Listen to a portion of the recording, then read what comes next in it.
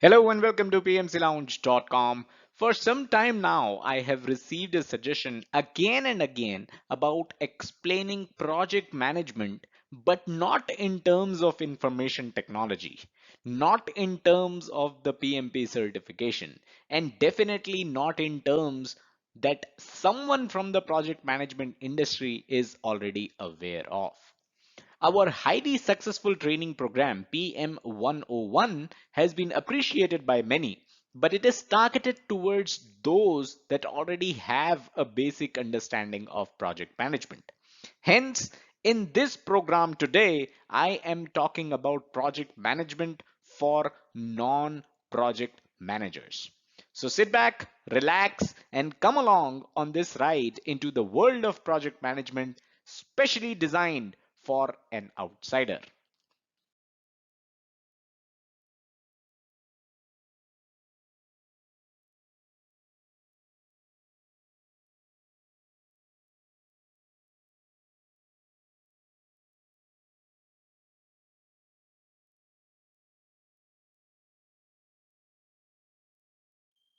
So, what can you expect from this session, this entire training of 6 chapters? What can you expect out of this? First of all, we will be talking about project management all the way. So, you can expect a lot of knowledge on project management, but this is project management for those who have not studied project management in the past. So, not is the keyword in the coming sentences as well.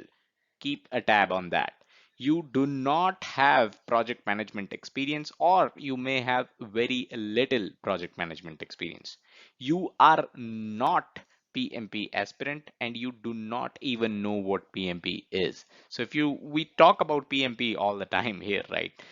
But if you're not a PMP aspirant, if you don't even know what PMP is, you should watch these 6 videos, these 6 chapters that are going to introduce you to the world of project management. You are not aware of the terminology used in the IT industry. Very important. You could be someone from some other industry, right?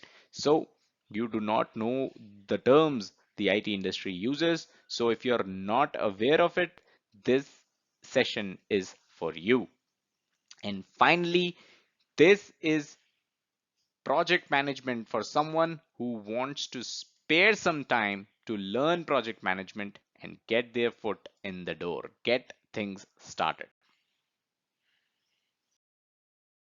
So, a quick introduction about me. I typically cover this when I am taking any offline training session. So, here I'll just put this slide here. The important points are here. You can check out our website pmclounge.com as well as our YouTube channel youtube.com/pmclounge. Okay, so let's quickly look at the agenda of chapters that we need to cover. Like I said earlier, we are going to cover 6 chapters. The first one is basics of project management. After that, we'll cover managing time, building a team, working with project stakeholders, planning, scheduling, and budgeting. And finally, we'll finish things off with managing risks. So these are the 6 chapters. This is the basic skeleton of how this training is going to go. So the first topic, the basics of project management, is going to give you a fair idea of what you can expect from this session. And if you are able to follow me through this topic, then you can definitely follow me through the rest of the topics. So keep your eyes open, keep your ears open, keep your mind open, and let's get ahead. So something happened in the 1960s. This is when organizations realized that there is some benefit in organizing the work in a way that it turns into separate definable units. These units can then be worked upon through coordination of employees with different skill sets across the organization, of course.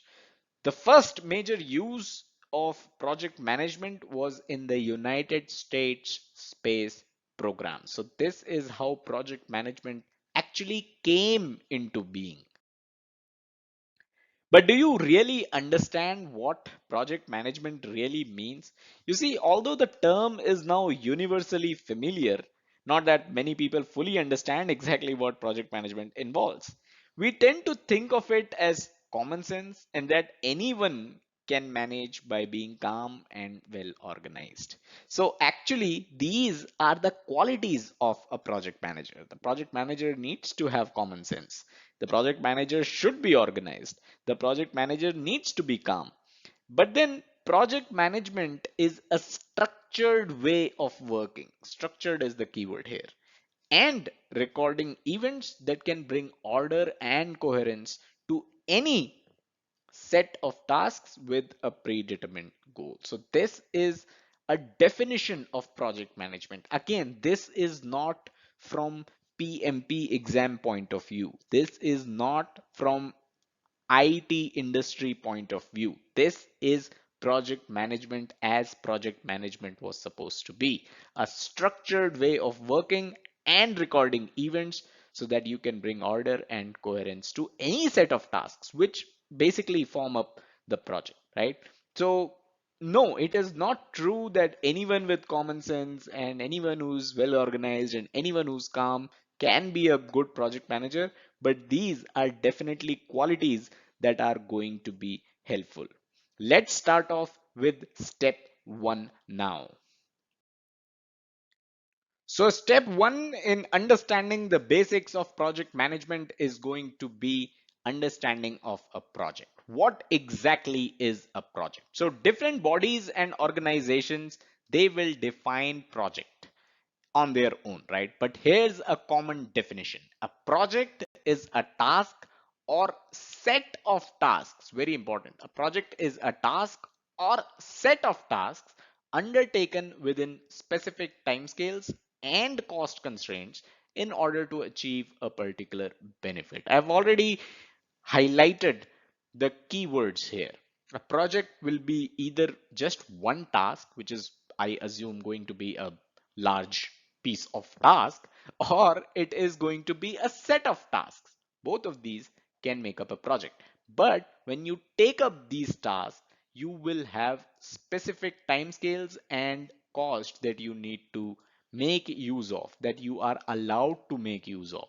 And then obviously when you're done with it, there is going to be a benefit that you are going to receive, benefit attached with the project, right? So these are the keywords and this is a common definition of a project. Of course, like I said earlier, different bodies like PMI, different organizations, maybe your own organization can have different definition of projects, but this one is a common one.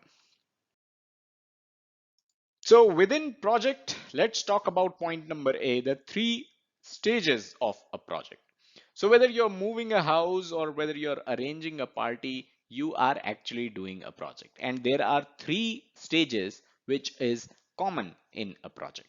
Number one is identify the benefit of undertaking the project. When you move a house, you move a house. That's the benefit. When you arrange a party, you have a good time. That's the benefit, right? Work to produce the result that will satisfy the need. So what is the work that you need to do to be able to move the house or to be able to successfully arrange a party? That's the second stage of a project. And finally, the third stage is use, operate, or enjoy the benefit once the work is done. This is also a stage of the project. And I'll tell you why it is a stage of the project. When you use your new home, you may come up with requirements that were missed when you moved your house, right? So that can be a follow-up project as well. So these are the three common stages to all projects, whether you're producing a physical product like let's say a bridge or a machine, an event like a rock show or a sporting event, or a change that is like moving a house or reorganization. These all are projects and these three are the common stages to all kinds of projects.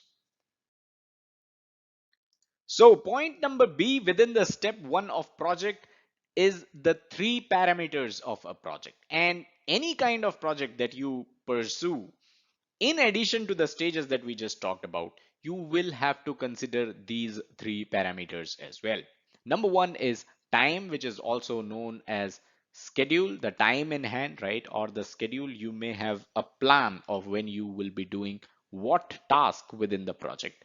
And then you've got the cost, of course, and finally quality, which is also referred to as performance or maybe a specification or a spec that is given to you by someone, or you may have created yourself for a house move. What should be the spec? What is the quality that you're trying to achieve, right? What kind of house move do you really want to do, right? So time, cost, quality, these are the three parameters of every single project out there. Let's talk about the triangle. Some people call it the iron triangle as well. So these three, time, quality, cost, these three are represented in a triangle because they conflict each other throughout the project. And what do we mean by conflict?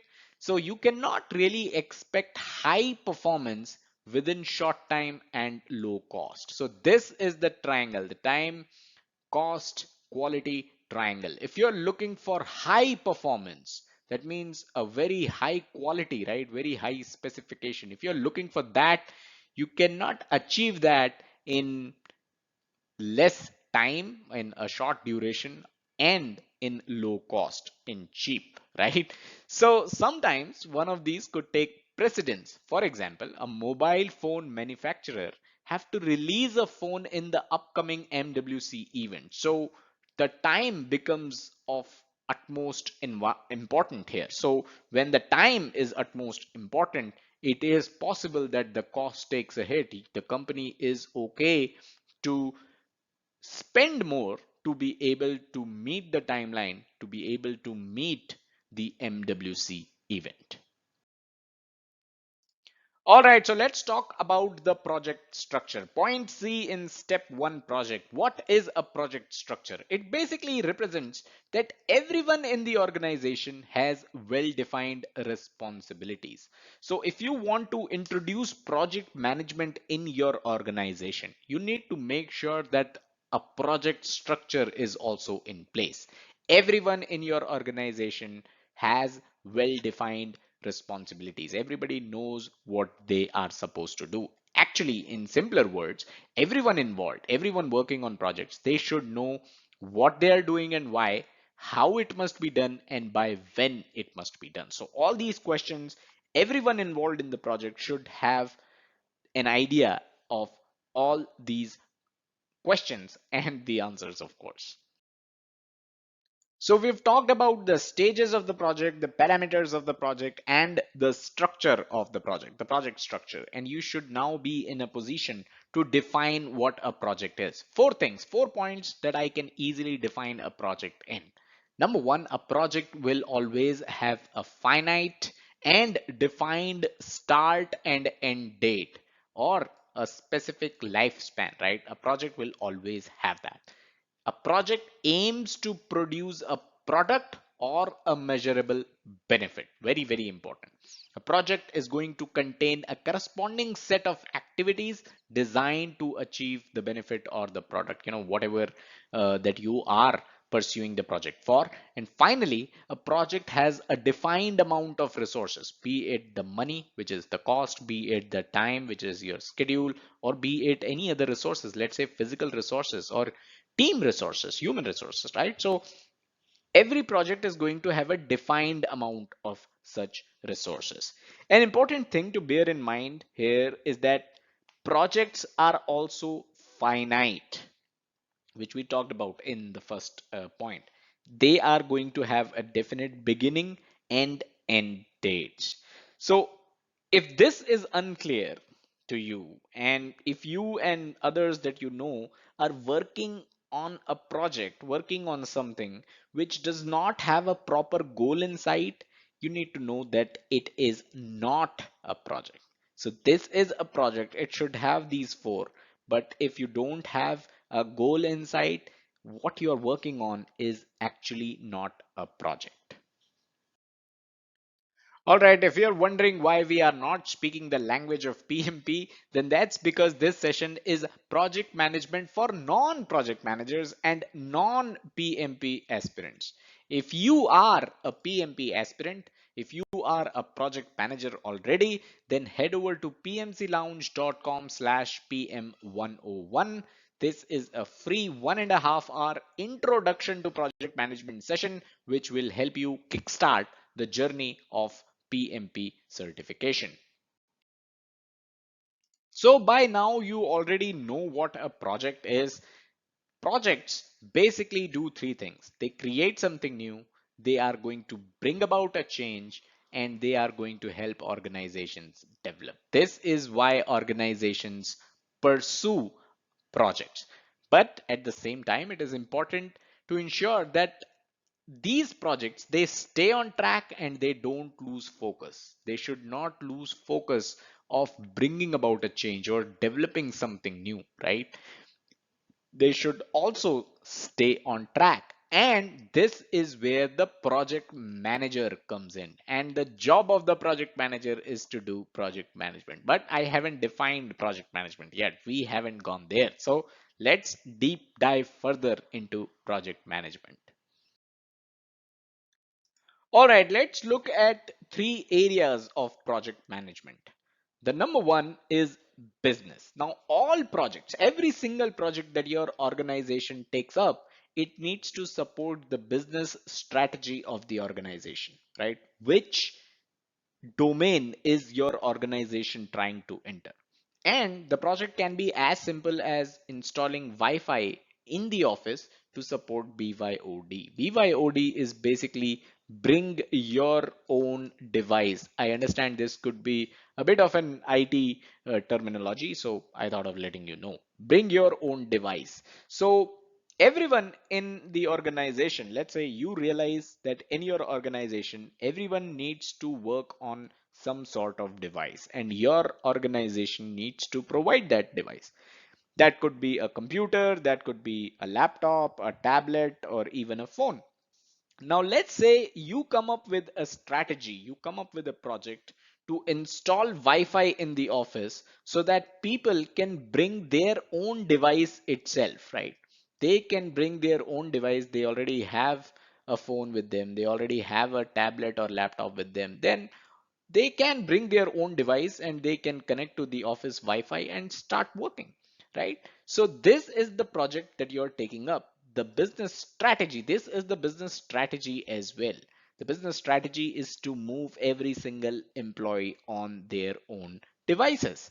So before starting the project, you should have clear answers to what the project is. The project is to install Wi-Fi, of course. What its targets are. The targets is basically every single employee of the organization, right? The target is to make sure that they are able to connect to Wi-Fi from their own devices. And what are the business benefits? The business benefits are actually huge here. The organization does not need to provide a device anymore. They are saving costs, right? So if the organization is able to provide Wi-Fi, a good Wi-Fi with a good speed so that people can bring in their own devices and work on their own devices, then the organization need not spend money in purchasing those devices. So that's the business benefit, uh, saving in cost. So this is also the job of project manager, to find answers and explain to the project team. So the project team who is working on this Wi-Fi installation should know the benefits that the project is going to bring to the organization. This is going to motivate them to do their job. And like I said, it is project manager's job to find answers to these questions and let the project team know about the answers. So this was the first area of project management, which is purely related to business. So the second area of project management is people. And it is possible that you might have heard about this. Project management is people management. It's true. It's definitely true. And I'll tell you the kind of people that you need to work with. First of all, you need to identify and appoint the right people at the right job. That's something that you would do in the beginning itself. Then you need to manage the stakeholders of the project. You need to make sure that everyone involved in the project is on the same page. All of that is part of people management. In fact, in the last slide, when we talked about business, the business area of project management, we talked about how it all boils down to giving the answers to the project team, right? So the project team is motivated. That also had something to do with people management, right? Because you want to make sure the team is motivated at all times. So people management, although it is not just the only part of project management, people management is not equal to project management, but people management is definitely a big part of project management. And finally, the third area of project management is control. Now, what do I mean by control? So taking control involves, but is not limited to, the following: planning the path of the project or the sequence of activities. That is how you're going to control the project. This is something that is a big part of project management. You need to do risk assessment, right? What could go wrong? That's something you need to do. You need to identify skills and resources required for the project. You need to consistently check the progress of the project. You need to monitor consistently, right? You need to adjust the project course to make sure targets are achieved. So all this is part of control. These are things that you need to do as part of control to be able to manage the project. So control was the third area of project management. We talked about business, we talked about people, and we talked about control. These are the three important areas of project management. Let's move on. Okay, let's talk about the skills of project management. What all skills are project managers supposed to possess? And juggling is actually a good skill to possess. It's just that these balls, they refer to something else. These balls, they refer to plans, budgets, people communications, among others, while also managing the three parameters: time, cost, quality. So these are basically some of the skills that the project manager needs to juggle all the time. In addition to that, project manager is also expected to have some level of technical knowledge, and project manager should also have enough clout to influence other decision makers. You know, many times it so happens that you are the project manager, but no one that you are working with actually reports to you. The project manager role could be of an individual contributor. Now, how do you get things done from others? You need to have enough clout to influence the decision makers, to influence the team members. So, a lot of balls here, a lot of things to basically juggle, and that's what the role of project manager demands. These are the skills. And actually, we are not done. There are some business skills and interpersonal skills that the project manager should possess. Let's take a look at them. So the business skills that a project manager needs are: plan all aspects of the project. So the project manager should be a good planner, should be able to monitor costs, efficiency, and quality without generating extra work for the team. So quality should be maintained, efficiency should be taken care of, costs should be monitored, no extra work should be generated for the team. Control the project using technical, general management, as well as problem solving skills. So the project manager should possess technical skills, general management skills, as well as problem solving skills. Involve the whole project team in decision making. It helps boost trust and productivity, which is something that you definitely need from your team. So it is important that you involve them in all major decisions of the project. Get things done right the first time itself so that you don't have to repeat. Get the right people for the right task at the right time. May sound cliche, but is definitely a skill that you should possess. And finally, focus on results. So these are some of the business skills that a project manager must possess. Now let's take a look at the interpersonal skills. So the interpersonal skills are lead by both example as well as taking a backseat when appropriate. This is very, very important. As a project manager, people tend to think that they need to be in the front line at all times. That is not correct. Sometimes as a project manager, you need to take a back seat as well. Negotiate with decision makers when required on parameters like schedule, budget. So let's say you're going beyond the schedule. Let's say you need more money.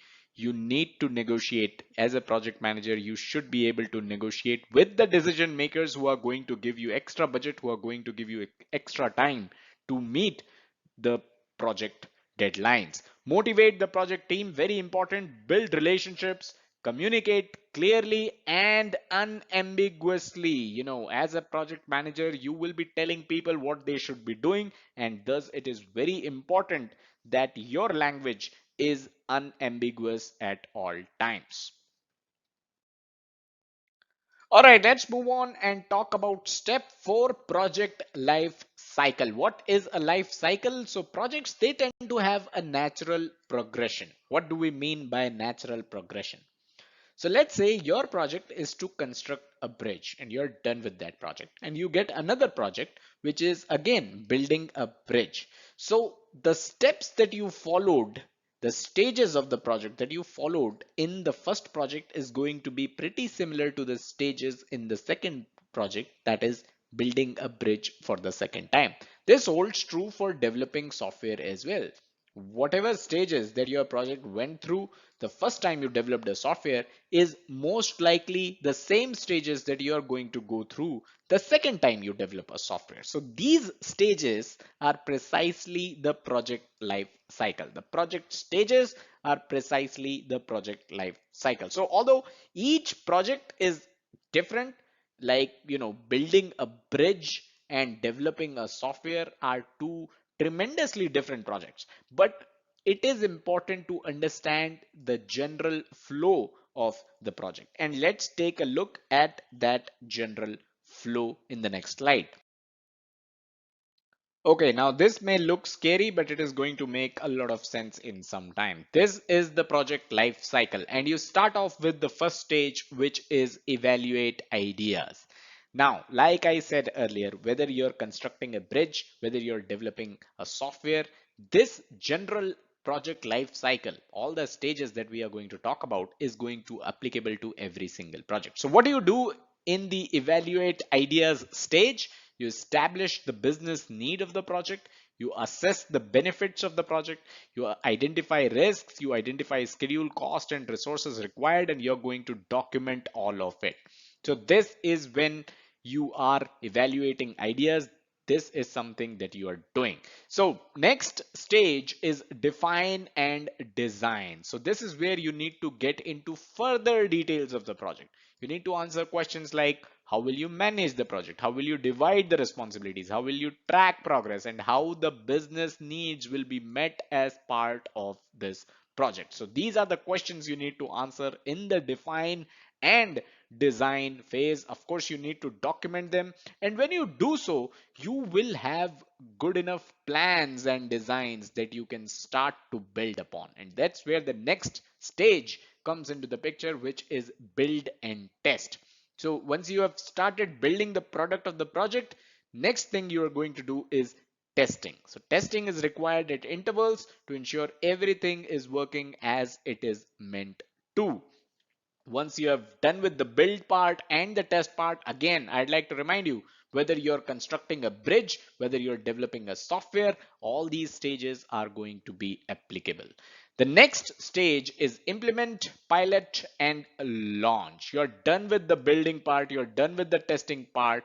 Finally, you will go ahead with pilot and launch. So pilot testing help you actually make use of the product of the project for real world evaluation. Your bridge is ready, but you're not going to open it for public use the next day. You need to do some kind of pilot testing to make sure that in the real world your bridge is just as useful. And then when you launch, that's when you're making the bridge available to the public. Now, if there are any processes or systems or training required before the launch, do you need to train people on how they should be using the bridge? Not really, but do you need to train people on how they should be using a certain software? Yes, maybe. So if the training is required, you need to make sure the people that are going to use the software get that training. That is also part of this stage in the project life cycle. Finally, evaluate and monitor. Find out if the project is delivering the expected benefits. What were some of the lessons that you learned during the course of the project? You can document them so that in the future, when you build another bridge or develop another software, you can make use of these lessons that you have learned. So this is a general project life cycle. This is going to be applicable to all the projects, regardless of the industry, regardless of the nature of the project. Now, don't be scared. I'm not going to explain all the stages to you again, but why I showed this slide here is that these stages, they don't necessarily flow through in one smooth sequence, right? So let's say you are right now building and testing, but it is possible that you may go back to the evaluate ideas stage again because possibly you missed out on something. Possibly you were not able to assess the benefits that this project is going to offer, right? So it is important to note that all these stages of the project in the project life cycle, they do not go through in one smooth sequence, right? However, it does act as a good roadmap and none of the stages should be missed out no matter what kind of project you are working on. Even if your project is a small project, you should make sure that all these project lifecycle stages are followed. Okay, so let's look at some of the quick wins from this chapter. You need to understand the difference between project and ongoing work, which is also known as operation. So if you're working on something that has specific goal, a specific start and end date, you're working on a project. If you're working on something which does not have any end date, which does not have any goal that you can think of, it is possible that you are working on operations and not on projects. You need to understand that project management is a way of bringing about a change in an organization. And how do you do that? You do that in a controlled fashion with minimum disruption to the rest of the business. If you're in charge, review your project management skills, which involves both business and interpersonal skills. You need to upgrade if necessary. Don't skip any of the stages in the project life cycle that we talked about in the previous slide, even if your project is small. Something to remember. Be prepared for resistance, conflicts, and internal politics. This is something that happens everywhere, so you have to be prepared for it. And then finally, keep your eye on the bigger picture. The bigger picture is the goal of your project. Keep your eye on that, and you should not get distracted with the details. With that, we come to an end of chapter 1, and now it's time to move on to chapter 2. Remember, we have 6 chapters to cover. Chapter 2 is all about managing time, and this is a very, very important aspect. As a project manager, this is something that you must master. So let's see how you can manage time. What are some of the steps that you need to follow? Let me start off by stating the obvious. Time is the most precious commodity. It is hands down the most important and most precious commodity in this world. It is definitely something that everyone would love to have more of. And this reminds me of a quote. It said, rich people have money, wealthy people have time. So, although this training is about project management, so let's not digress too much. Let's stick to project management. And I'd like to take you back to an example that we used in chapter 1, which was juggling. So the project manager juggles between different tasks all the time. So that's why it is quite evident that the project manager is going to be short of time most of the time. So How can this be changed? But first of all, why should this be changed? This needs to change because managing time is one of the most important interpersonal skills that you as a project manager need to possess. So take this down. This is definitely one of the most important interpersonal skills that you need to master. And that is why managing time is something that we all need to learn when we are learning project management. Let's move on and look at some of the steps of how this can be done. Okay, in step one, let's try to understand the nature of the time. The nature of the time is such that it travels only in one direction. Time can only be spent. You cannot bring back even 1 minute or even 1 second of your time that is already spent. Time travels only in one direction. And I hope that makes you realize how important managing time really is. It is obvious. Time travels in one direction, right? I am only stating the obvious. So you cannot save or store time for later use, right? You cannot save 10 minutes of your time so that you can use it later. Time travels only in one direction. But you can definitely buy time. How do you buy time? You can do so by reinvesting your time in other activities. Two important questions that you need to ask yourself here are you giving away your time for free? How do you give away your time for free? Let's say, are you attending too many meetings? Are you taking longer lunch breaks? Are you involved in water cooler discussions? These all are examples of giving away your time for free. Second question that you should ask yourself is your time being stolen? Can time be stolen? Of course, it can be stolen. If people arrive late in your meetings, they are stealing your time. If the printer is not working even after multiple attempts, yes, the printer is actually stealing your time. So time, you can either give it away for free and it can also be stolen. Another thing to learn here and to keep in mind is, can you use your scrap time productively? Now, what is scrap time? Let's say you are traveling somewhere.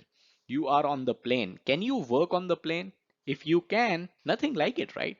So it's amazing how these oddments actually accumulate and what you can achieve if you make proper use of your scrap time. I'll give you some more examples. If you go for a run in the morning, can you listen to an audiobook while running instead of any songs that you might be used to, right? You can listen to audiobooks, you can listen to podcasts. I know of people that are on the treadmill in the gym and they are watching YouTube videos because they don't have time to consume YouTube videos. So they make use of their time on the treadmill and consume their favorite YouTube content. So these are some of the examples how you can actually make use of your scrap time productively. Step two is, where did your time go? Right? You might be wondering, where did your time go? So what you can do is you can start documenting all your time and you need to do so at least for a week. So how do you do so? Let me give you an example. You can create an Excel spreadsheet and you can use each cell of that spreadsheet as 15 minutes. So how does this work? Each row, it is going to represent an activity, for instance, meeting, lunch, tea break, etc. So each row is representing an activity. Each cell is representing 15 minutes. So an example is, let's say if you took a meeting for an hour. So what you're going to do is you're going to highlight 4 cells in the meeting row. Remember, each row is an activity. So if the coffee break took, let's say 30 minutes, then you're going to highlight 2 cells in the coffee break row and so on. Once you do this, at least for a week, you should get ready to be surprised. You'll be surprised on where your time is all going. A tip here, once you have identified where your time goes, you can ask yourself four more essential questions. These questions are: question one, what should I stop doing? You're looking at your Excel file, you're looking at where all you have spent your time. Ask yourself, what should you stop doing? Ask yourself, what should I be more aware of? Were you aware of the fact that you were spending 30 minutes on coffee breaks and you were taking three such coffee breaks in a day? Right? So that is something you should be aware of. Question number three to yourself: what am I spending too much time on? Of course, if you look at your Excel file, you will be able to make out where you're spending your time on. What should I spend more time on? So let's say uh, something that is productive, something that you need to get done. How much time did you spend on it? If you spend too little on it, maybe you should spend more time on it. So these are the four questions that you should ask yourself once you take a look at this Excel spreadsheet. I'd like to repeat the four questions. What should I stop doing? What should I be more aware of? What am I spending too much time on? And what should I spend more time on? Let's move on to step 3. But before that, let me quickly remind you, youtube.com/PMC Lounge. That's our channel. If you add a slash and playlists to it, you will reach the playlist section of our channel. That is where you will find PMP project management related topics, all cleanly organized in playlists. Everything's free. Check it out. Step 3, this is where you take charge of your time. This is where you are going to be in control, in the driver's seat of where your time goes. Now, you might be surprised to know how many people simply react and lose their time. So, how do they react? What do they react to? They react to unexpected things. They react to urgent tasks that people need to get done from you. They react to people interrupting them basically. So when you are reacting, you do not have control on your time. You're basically reacting and you're losing your time. So can you be more proactive? That's the question. Can you be more proactive? Can you decide beforehand what needs to be done and when? Right? If that's something that you can decide, you are then not going to react. You're going to be proactive. Can you decide how much time you are going to allocate to each task that you need to get done beforehand itself? And can you be proactive and decide when you're going to deal with other people or unexpected things that show up? Let me give you an example here. So if you wake up in the morning and the first thing that you do is check your emails, you are definitely not being proactive. What you're being here is reactive. You're basically responding to emails, you're basically getting things done based on the requirements that you have received in your email, based on the requests that you have received in your emails. So you're not being proactive, you're being reactive. You're just reacting to what's there in your inbox. If you want to be proactive, what you can do is the night before, you make a list of everything that needs to be done the next day, and then you decide what's the first thing you're going to do in the morning. That's the time when you are basically full of energy, right? So instead of wasting that energy reacting to people, right, responding to emails, instead of that, can you be proactive and do the most complex job first thing in the morning? This is also known as the concept of eat that frog. Can you eat the frog? Can you do the most difficult job that you need to get done during a day? Can you do that first thing in the morning? So when you take such initiatives, right, now you know what not to do, and that's how you take charge of your time. So now you know you do not need to respond to emails the first thing in the morning when you're full of energy. Rather, you need to get the most difficult job, the most complex job that you need to get done that day. You do that first thing in the morning rather than checking emails and reacting to other people's requests. Step 4 is prioritize. Now you have a lot of stuff that you need to get done as part of your project, or let's say today you need to get a lot of stuff done, or let's say in this week you plan to get a lot of stuff done. How do you prioritize all this work? And that's where Eisenhower matrix comes in handy. The Eisenhower matrix, although it may look a bit scary at first, so this is how it looks like, but let me try to explain it to you. So you have two axes. The first axis is urgent.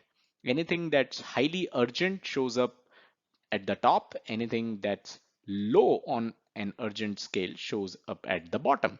The second axis is important. You again have high on the important scale and low on the important scale. So urgent and important. And in order to prioritize how you use your time, you need to know how to distinguish between what is important and what is urgent. So Eisenhower has actually given definitions of what important and urgent really is. So important is something which is highly strategic, and in the long term, whatever that's important is going to make a big difference on whether or not your project is successful. So that's something which is important. What's urgent? Urgent is basically something that you need to tackle immediately. So this does not automatically relate to a critical issue in your project. For example, let's say if your car is causing an obstruction outside the office, is this something that is urgent? Of course. But is this something important, more important than the work that you have in hand? Of course not. So this is how you can differentiate between urgent and important. Now, the best way to prioritize tasks is to split everything that you need to get done into four categories. So you have four categories in the diagram. That's how you split it. First is low urgency and low importance. What do you do with tasks that are low urgency and low importance? You can put them in the to-do list. Something that's low urgency but high importance, what do you do with them? Again, you can put them in your to-do list or something, let's say in your diary, and you need to get it done soon. So if you're someone who puts things in to-do list and then not look back at the to-do list, then you should not put this in the to-do list. You should put it in your diary, which is in your hand, and this is something that you need to get done soon. So this is the category which is likely to achieve the most long-term gains because it is highly important. And remember the definition of important that we discussed. Third is high urgency and low importance. You can delegate this. This is something that your team members can get done for you because although it is urgent, but it is not as important as to demand your time. Next is high urgency and high importance. What do you do with this?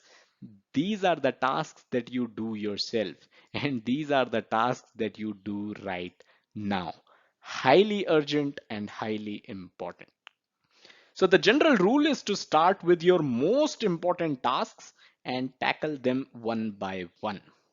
You need to make sure that you finish the task at hand before starting the next one. Now, don't try to get the easy things out of the way first, or you might find yourself looking back at and wondering, where did the day went without even starting the most important job. So that's why don't just look for the easy things that you need to get done during the day. Now let's answer this question. What if you never manage to get the routine stuff done itself? You have certain routine stuff that you need to get done every day in the office. What if you don't manage to get that done itself, right? So the secret is to allocate yourself a block of time, let's say once a week, for all your low urgency, high important tasks, which are your routine tasks. So you can actually, allocate a block of time for such tasks. But at the same time, you should not forget Pareto. And what is that? When you're prioritizing tasks, remember the Pareto principle. Pareto said 20% of quality time produces 80% of results. So there's a flip side to this as well. 80% of non-quality time only contributes to 20% of the results. So the big lesson to draw from this is that you need to make as much of your time as possible quality time. You need to make as much of your time as quality time, right? Because that quality time is the one which is most productive. It's just as important to identify the tasks that will yield the most significant results. Don't be one of those people who spend 80% of their time by just keeping busy but never getting the important things done. Step 5, use a resource. Now, while project planning is extremely important, planning your personal time is also equally, if not more important. So you need to plan both your personal time as well as your professional time. Now, this is why you should make use of a resource. A resource can be anything. It can be a to-do list, a diary, an organizer, or even an app, right? Everyone owns a smartphone these days, and you can definitely make use of the apps that are available out there. So all tasks that you need to accomplish should be listed in the priority that we discussed in the previous slide in the Eisenhower matrix, and you can also make calendar entries if required. This is going to help you remember the tasks that you need to get done, right? So personally, I like to use Microsoft's to-do list. I like to also block my time in the calendar so that I don't forget the tasks that I need to get done, right? Here, you should also remember Parkinson's law. Parkinson's law said work expands to fill the time available for its completion. Work expands to fill the time available for its completion. In other words, if you allocate a day to clean your house, it will normally take at least a day, if not slightly longer. Yet, if you only had an hour before guests were due to come to your house, the chances are that you would do most of your house cleaning in 1 hour itself. So the lesson here is while the time allocated to achieve a particular goal must be reasonable, don't make it too long. It will make all the time. It is going to take all the time that you're going to give it. That's Parkinson's law for you. Moving on, step 6 is to eliminate distractions, and you have distractions everywhere. So in step 2, where you created the Excel spreadsheet, remember all rows represented activities and cells represented 15 minutes of your time. So you identified when you created that Excel file, you identified what was wasting your time. Now you need to eliminate those distractions. So some helpful suggestions here: ask people to call you back when you are in the middle of something. So let's say you're doing something really important and somebody calls up. What happens? If you take that call, you have lost the momentum, you have lost your focus, you're now busy on the call. So instead of taking that call, you need to give them a specific time. Call me at 4 p.m. And if they are late, if they call you at 4:10, rebook them for 6 p.m. So that's a suggestion. Another suggestion is answer phones or mails in batches twice or thrice a day instead of being available all day. So what happens is, let's say you're doing something and you receive an email. The email pops up, you see the notification, you go into the email and you start responding to that email.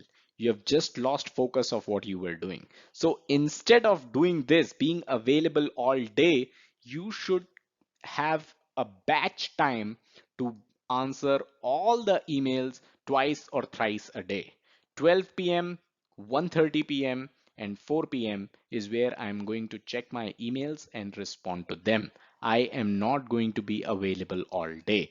That's how you batch reply to emails. That's how you batch reply to phone calls that you might have received during the day.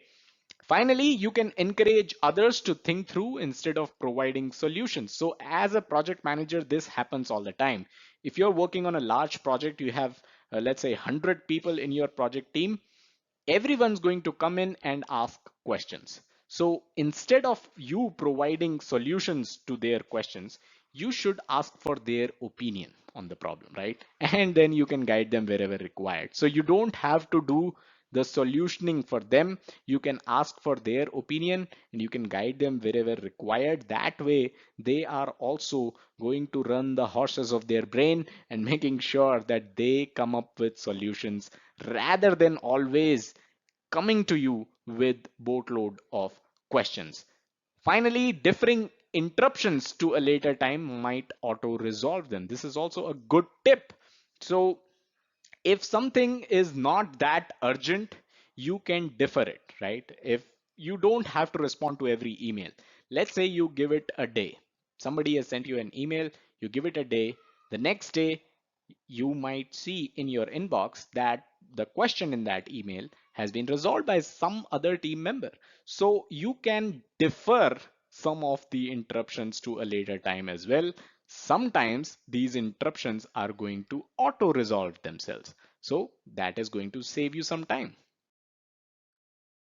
All right, so here are some quick wins for chapter 2, managing time. You can guard your time from being wasted and stolen. We saw how your time can be wasted, how you give away your time for free. Don't do that. How people and processes can steal your time.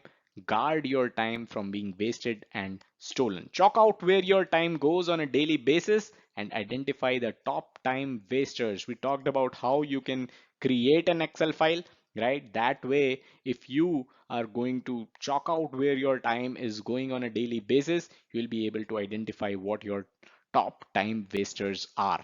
You need to be proactive instead of being reactive. When you answer your emails the first thing in the morning, you are being reactive rather than being proactive. Control events rather than letting them control you. Like I said, when you answer emails the first thing in the morning, you are letting events control you rather than you controlling them. Distinguish between urgent and important. Make use of the Eisenhower metrics that we talk about.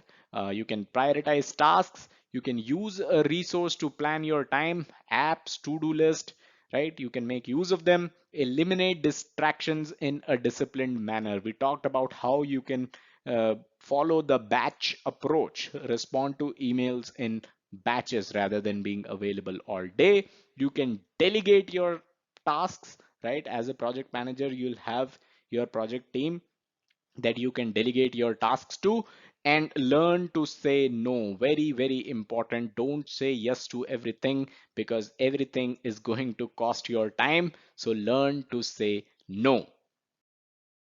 So that's pretty much all that you need to know when it comes to managing time. Now it's time to move on to chapter 3. Chapter 2, managing time, has ended. Let's move on to the next chapter. Chapter 3 is all about building a team. It is important to understand that project management is a lot about people management. Some people say project management is people management. Now, I don't personally agree to it because I think there is a lot more to do in project management than just people management, but definitely building a team, managing people is a big part of being a project manager. So why build a team to begin with? Why can't you deliver the project on your own? Well, that's not possible, right? Because most projects are going to require a wide variety of skills.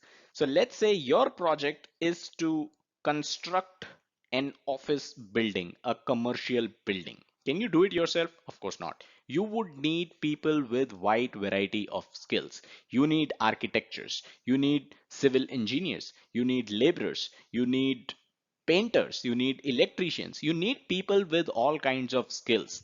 And all these people are going to come from different backgrounds, and you need to make sure that all of them act as one Team. So teams made up of people from a range of departments are often called cross-functional teams. So if you consider architects as one department, you consider civil engineers as one department, you consider painters as one department, you consider electricians as another department, and then laborers as another department. So people coming in from these departments, they are known as cross-functional teams. You have 10 laborers coming in, they are from the labor department. You have 10 painters coming in, they are from the painting department. So these are your cross-functional teams. As a project manager, you need to make sure that all of these folks, all of these different teams act together as one unit. And that's the third point. It gets tricky to operate with such disparate teams and act as one unit, which is what you're trying to do here when you try to build a team. So you as a project manager, you need team building skills. You need to make sure that all these people coming in from different backgrounds feel and act like one unit. Step one is to identify required skills. So you're building your team now, you're building a project team. Step one is going to be identifying required skills. I took an example in the previous slide about construction of a commercial building, and I gave you some of the skills, people with some of the skills that you would need as part of your project. But let's take another example here. Let's say you want to organize a team outing. You're the project manager for this project. You are organizing a team outing. And this team outing is also going to have an award ceremony. So how many people do you need? How many people with different skill sets do you need? So that's the first step. Identify the required skills. So who all do you need? You need a transport for the team, right? You need food caterer. You need supplier for the award trophies because this is also going to have an award ceremony. So you need a supplier for that. You need audio visual team. They are going to help set up the stage and any hardware that is required to keep the show running. You need volunteers as well. So these are some of the skills that you would need in order to organize a team outing that is also going to have an award ceremony. So that's how you identify the required skills for your project. Step two is all about paying attention to personality types. Now, you already know that there are people with different skill sets and different backgrounds that are going to be working on your project. But that's their job. Why should you get personal and identify their personality type? So, although this might be something that sounds trivial, but is actually very important. You see, once you understand someone's personality type, it gets much easier to deal with them. And remember, your goal in building a team is to ensure that everyone works together. That's why it is important to understand everyone's personality type. So this gentleman named Meredith Belbin, who was an academician, he identified 12 types of common team roles as part of his research in 1970s. Now these team roles need not necessarily be a formal job titles, but let's say number one is a leader. So a leader aims to get the best out of everyone, forms the team, sets objectives, monitors performance, provides structure. This is not necessarily a formal job title. A laborer who is not even the in charge of the rest of the laborers can also be a leader. So you need to identify the personality type of that laborer who is not a formal leader but shows the qualities of a leader so that you can delegate some of your leadership tasks to this laborer because he is someone who displays the personality type of a leader. And that's why it is important for you to understand and identify the personality type of different team members. Second is a challenger. Challenger is going to rock the boat, adopts unconventional approaches, challenges the accepted order, comes up with ideas. So if you know someone whose personality type is of a challenger, you're going to deal with that person accordingly. Number three is an expert. Experts provide specialist advice. Experts provide professional viewpoint. They are often from an external source or an external department, let's say accounts or IT. So if an expert from the accounts department is assigned to your project, they are going to come in every now and then, every once in a while, and they are going to look into your accounts, they are going to look into your budget, your expenses, and they are going to do their accounting stuff. So you are going to be dealing with an expert in a different manner than how you would deal with a leader or with a challenger. Next is an ambassador. An ambassador makes friends easily. The ambassador is going to develop external relationships. They are going to understand the external environment.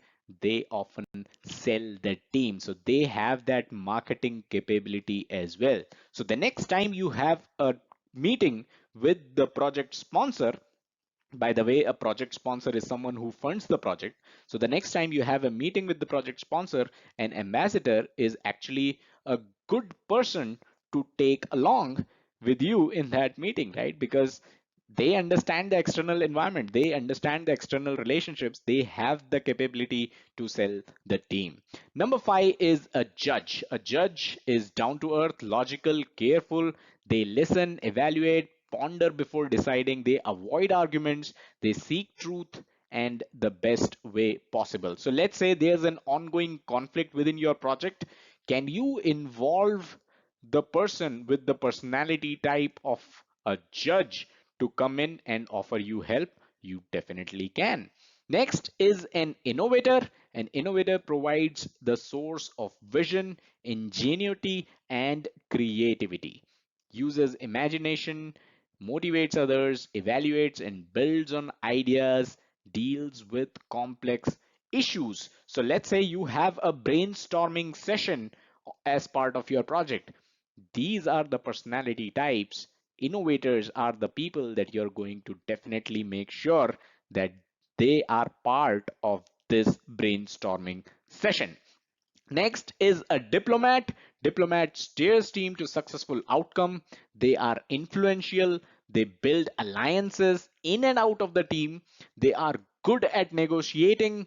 They aid agreement. They often become the leader at difficult times. So let's say there is a change request meeting that you have, and you are going to be explaining why this change request came in as part of your project. You can definitely include the diplomat with you as part of that change request meeting, because they are good at negotiation. They are going to aid an agreement. They are influential. They have all the capabilities that you need as part of that change request meeting.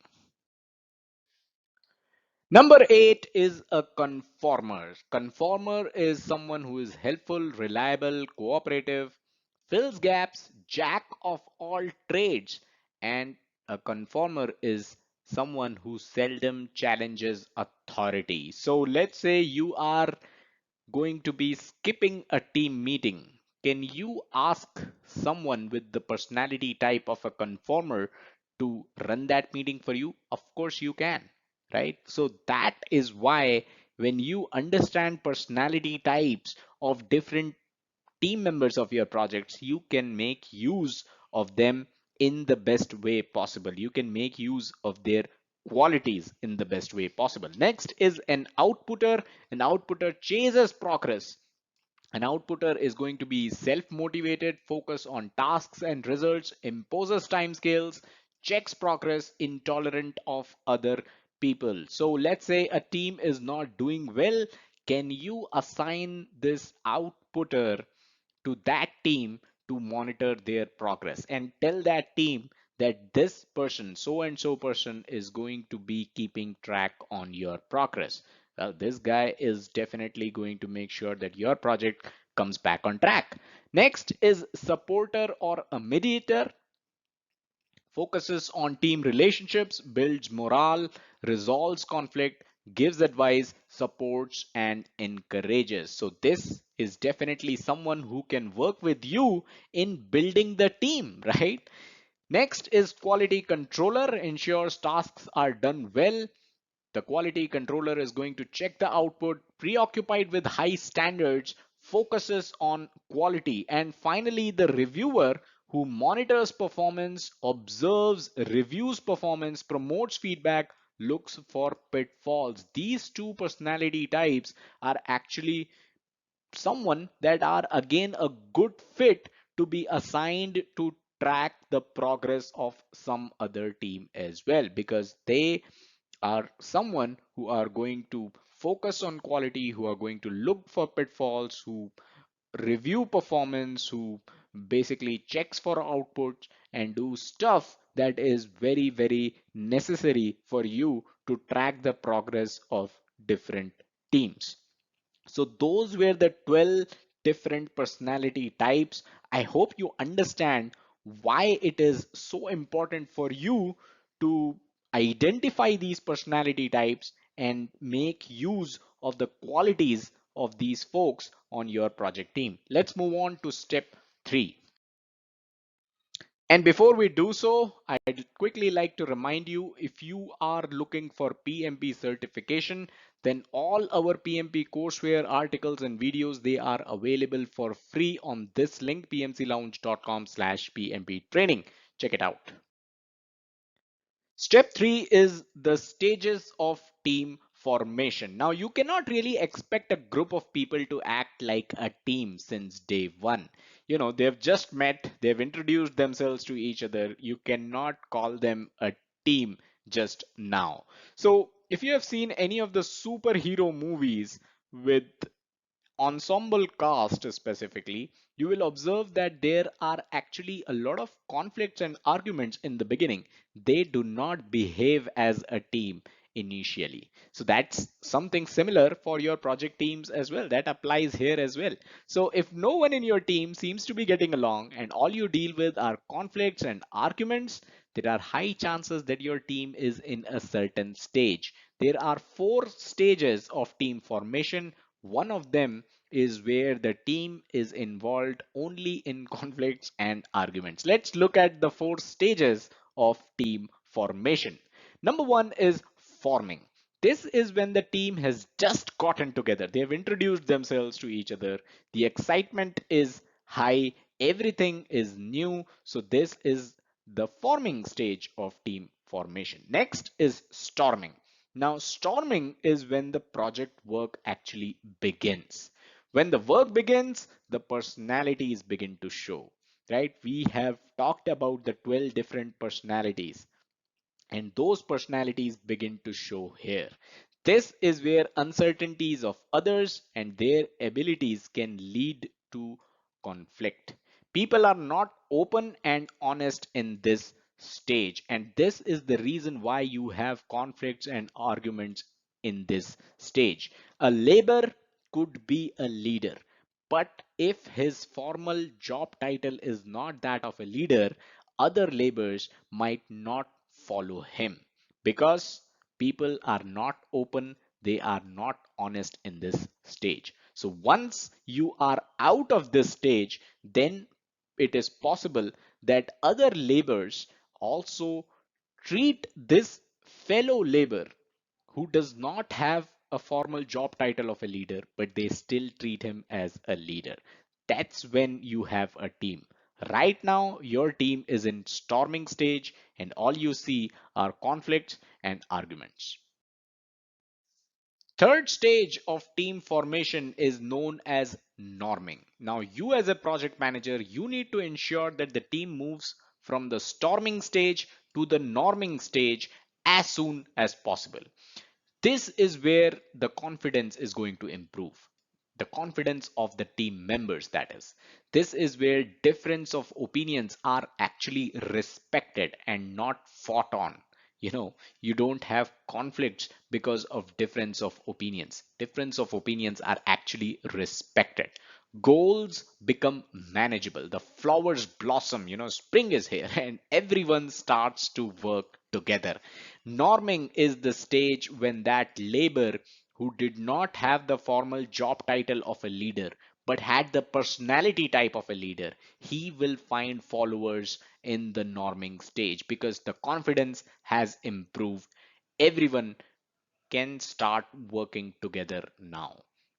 Next stage is performing, and this is the stage where you as a project manager can take a week's leave that you have been planning for so long. You can go on a vacation because in the performing stage, the team becomes fluid.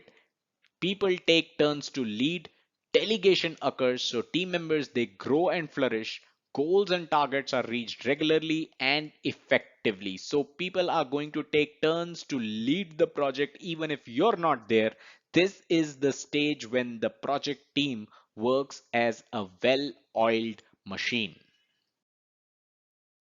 So we just discussed how it is important and it is your responsibility as a project manager to make sure that the team moves from storming stage to norming stage. But how are you going to achieve this? What should you do as a project manager to make sure that the team moves from storming to norming? So here are some tips. Tip number one is make sure the vectors are aligned. Now, what really is a vector? A vector, let's say this is your project. A vector is basically a force that pulls in a certain direction. So all your team members may have their own vectors, right? May have their own vector force.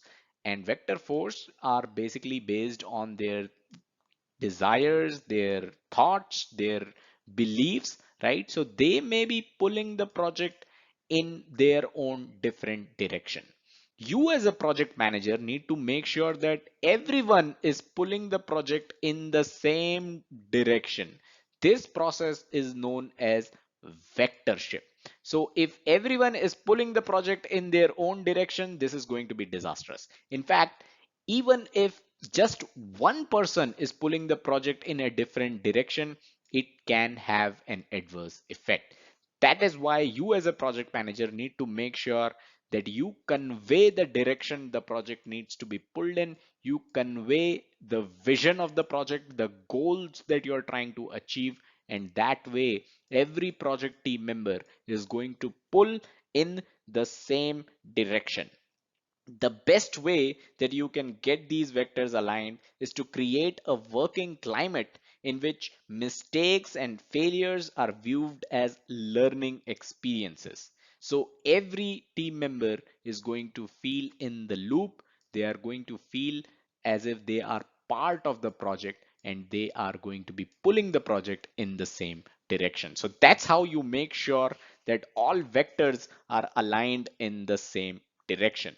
Second is to ensure free flow of information. You need to make sure that every team member has easy access to any information that they need to do their job. Next is promote open communication. So you don't need to keep any secrets. You need to allow team members to know everything that they need to know to do their job. Invite frequent feedback. People need to know how well they are doing. So this is what you do, right? You convey how well people are doing when you provide feedback. So you need to invite frequent feedback. If there are improvements that can be made, you should do that as part of your project. Next is more one-to-one interaction. Talk to your team members as people. Use the time to make sure they are happy and on the same side of things. Next is develop a listening culture. You can do that by making sure that people feel free to say what they think without fear and without anger. Even if they are the voicing minority, even if they have unpopular views, they should be able to bring those views forward. They should be able to express those views, and they'll be doing that only if your project has a listening culture. So these are some of the steps that you can employ to make sure the project team moves from the storming stage to the norming stage. Step 5, let's introduce the motivators and demotivators. Robert Yurzak, in his book Motivation in the Project Environment, talked about the top 10 motivators and demotivators. So it should be noted here that motivators and demotivators, they do not necessarily have a converse relationship. That means what motivates people doesn't mean the lack thereof is going to demotivate them. Very important. So let's say awards motivate you as part of your job, right? But if you don't receive any award, it is not demotivating for you. You're happy with your paycheck. You come into the office, log in your hours, and go home. If you don't receive any award, it is not a demotivation for you. But if you receive one, it can be a motivation for you. So let's take a look at the motivators and demotivators. And remember, these are ranked. This is not a serial number, but a rank. So first rank in the motivators department goes to recognition. If you receive an award, you are motivated like anything. But here you see in demotivators, you don't see recognition anywhere. That means having recognition, having some kind of award, winning some kind of award could be a great motivator, but not winning it need not really be a demotivator for you. Next is achievement, responsibility, team, peer relations. So relations with your peers, salary, relations with the project manager's leadership, work itself could be a motivator, advancement or promotions, personal growth is also a motivator. So these are the top 10 motivators. Let's take a look at the demotivators. Relations with the project manager is actually a demotivator. So this was something that showed up in motivators as well on rank 6. If you have good relations with the project manager, that means it is going to be a motivator. But if you have bad relations with the project manager, it turns out this is first rank demotivator for you.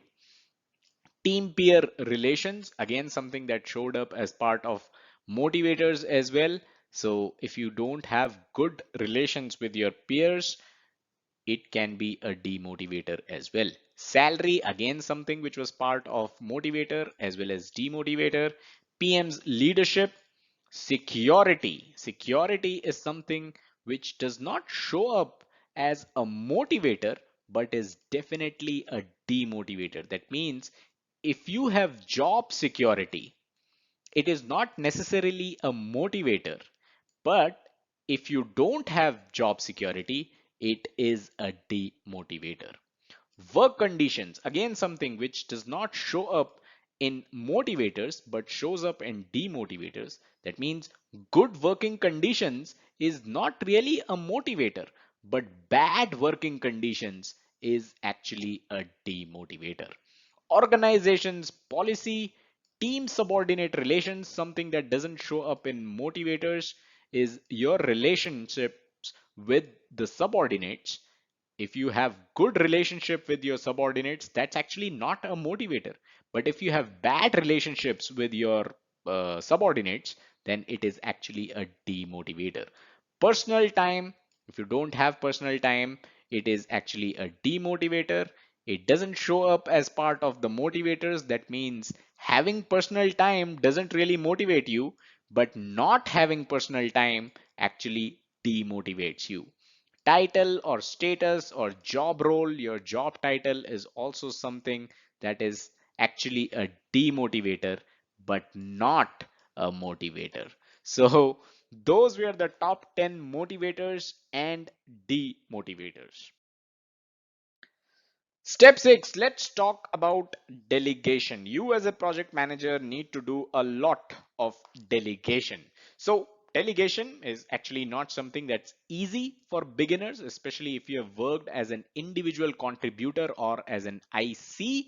All this while, delegating could actually be very difficult for you. So some points that you need to note with respect to delegation are you don't always have to delegate downward, that is to your subordinates. Actually, you can even delegate upwards. You can ask something to be done by your manager, let's say an escalation or something, right? That's where you can ask your manager for help. you can also delegate sideways. That means you can ask your peers for help as well. So delegation is not something that you should always do downwards, you asking your subordinates to do stuff, but you can also delegate upwards as well as sideways. Next is to make sure the task is broken into manageable chunk and a deadline is communicated while delegating. So you cannot delegate something which is unmanageable. You cannot delegate something without any deadline, because that opens the doors for ambiguity.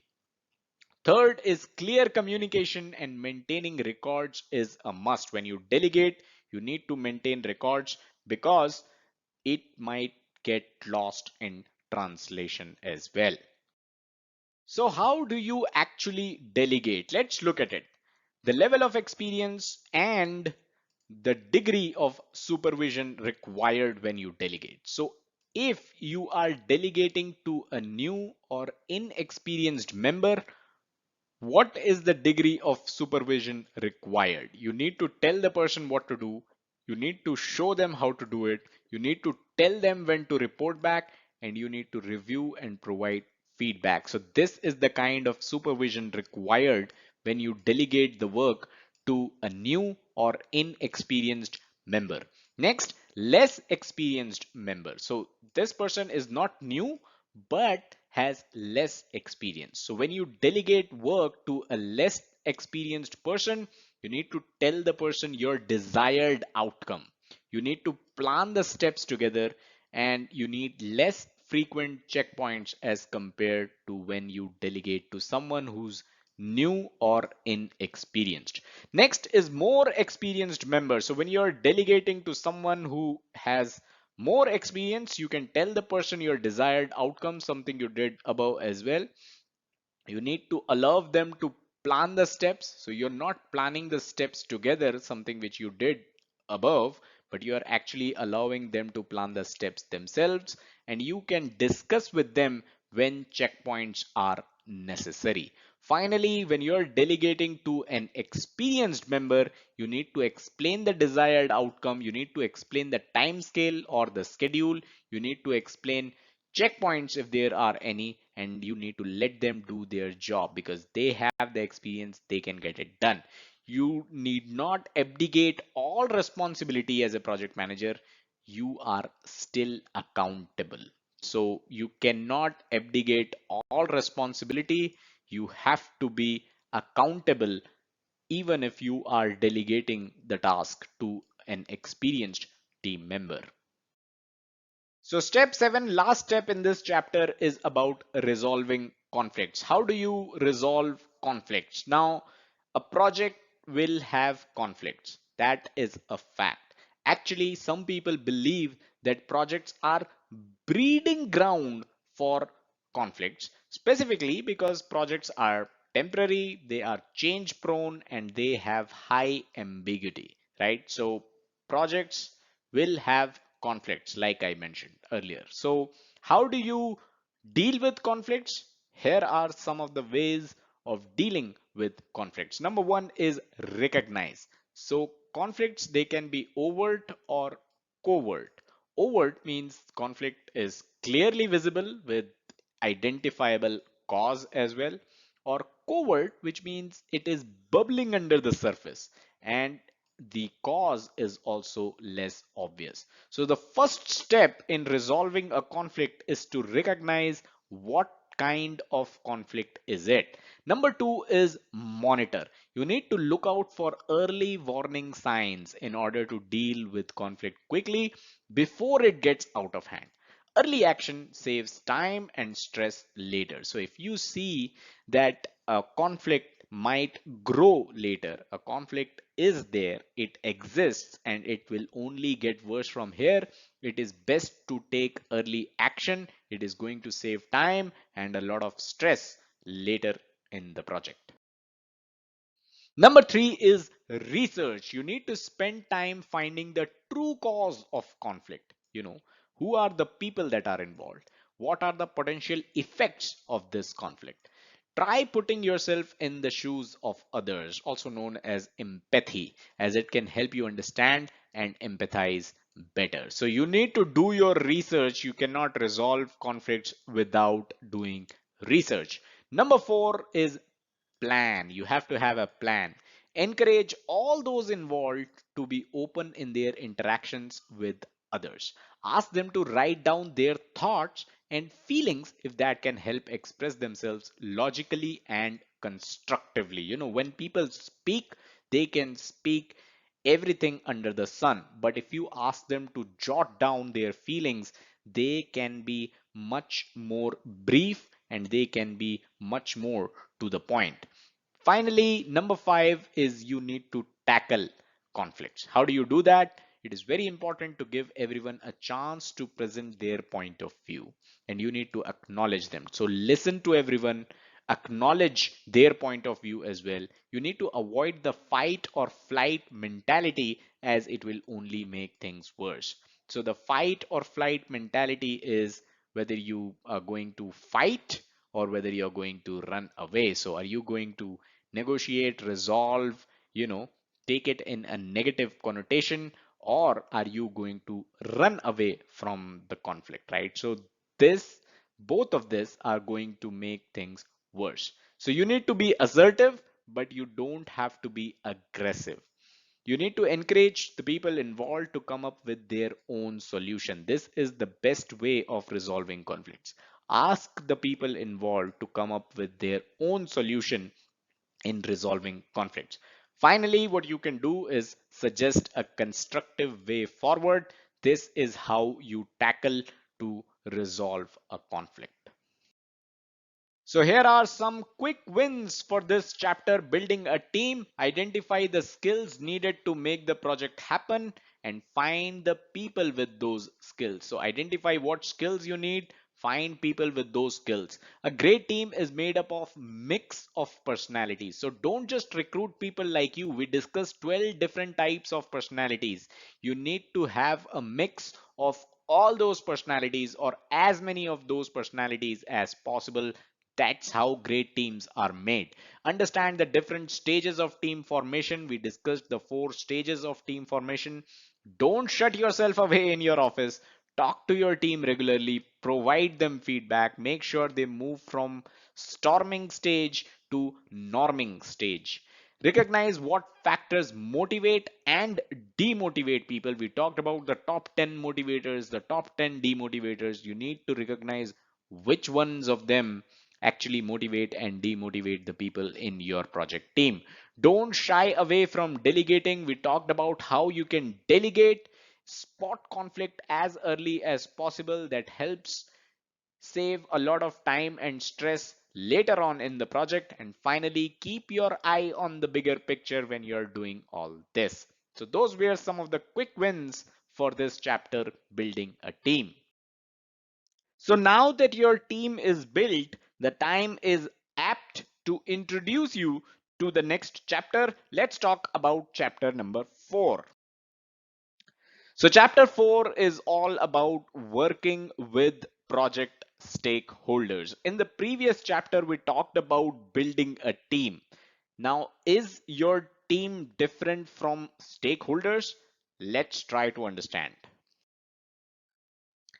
So first of all, if you're too involved with your project team, remember we talked about building a team. So if you're too involved with your project team, there is a danger of neglecting the project stakeholders, which means your project team is not necessarily the only stakeholder of your project. So there are other stakeholders which are not part of your project team.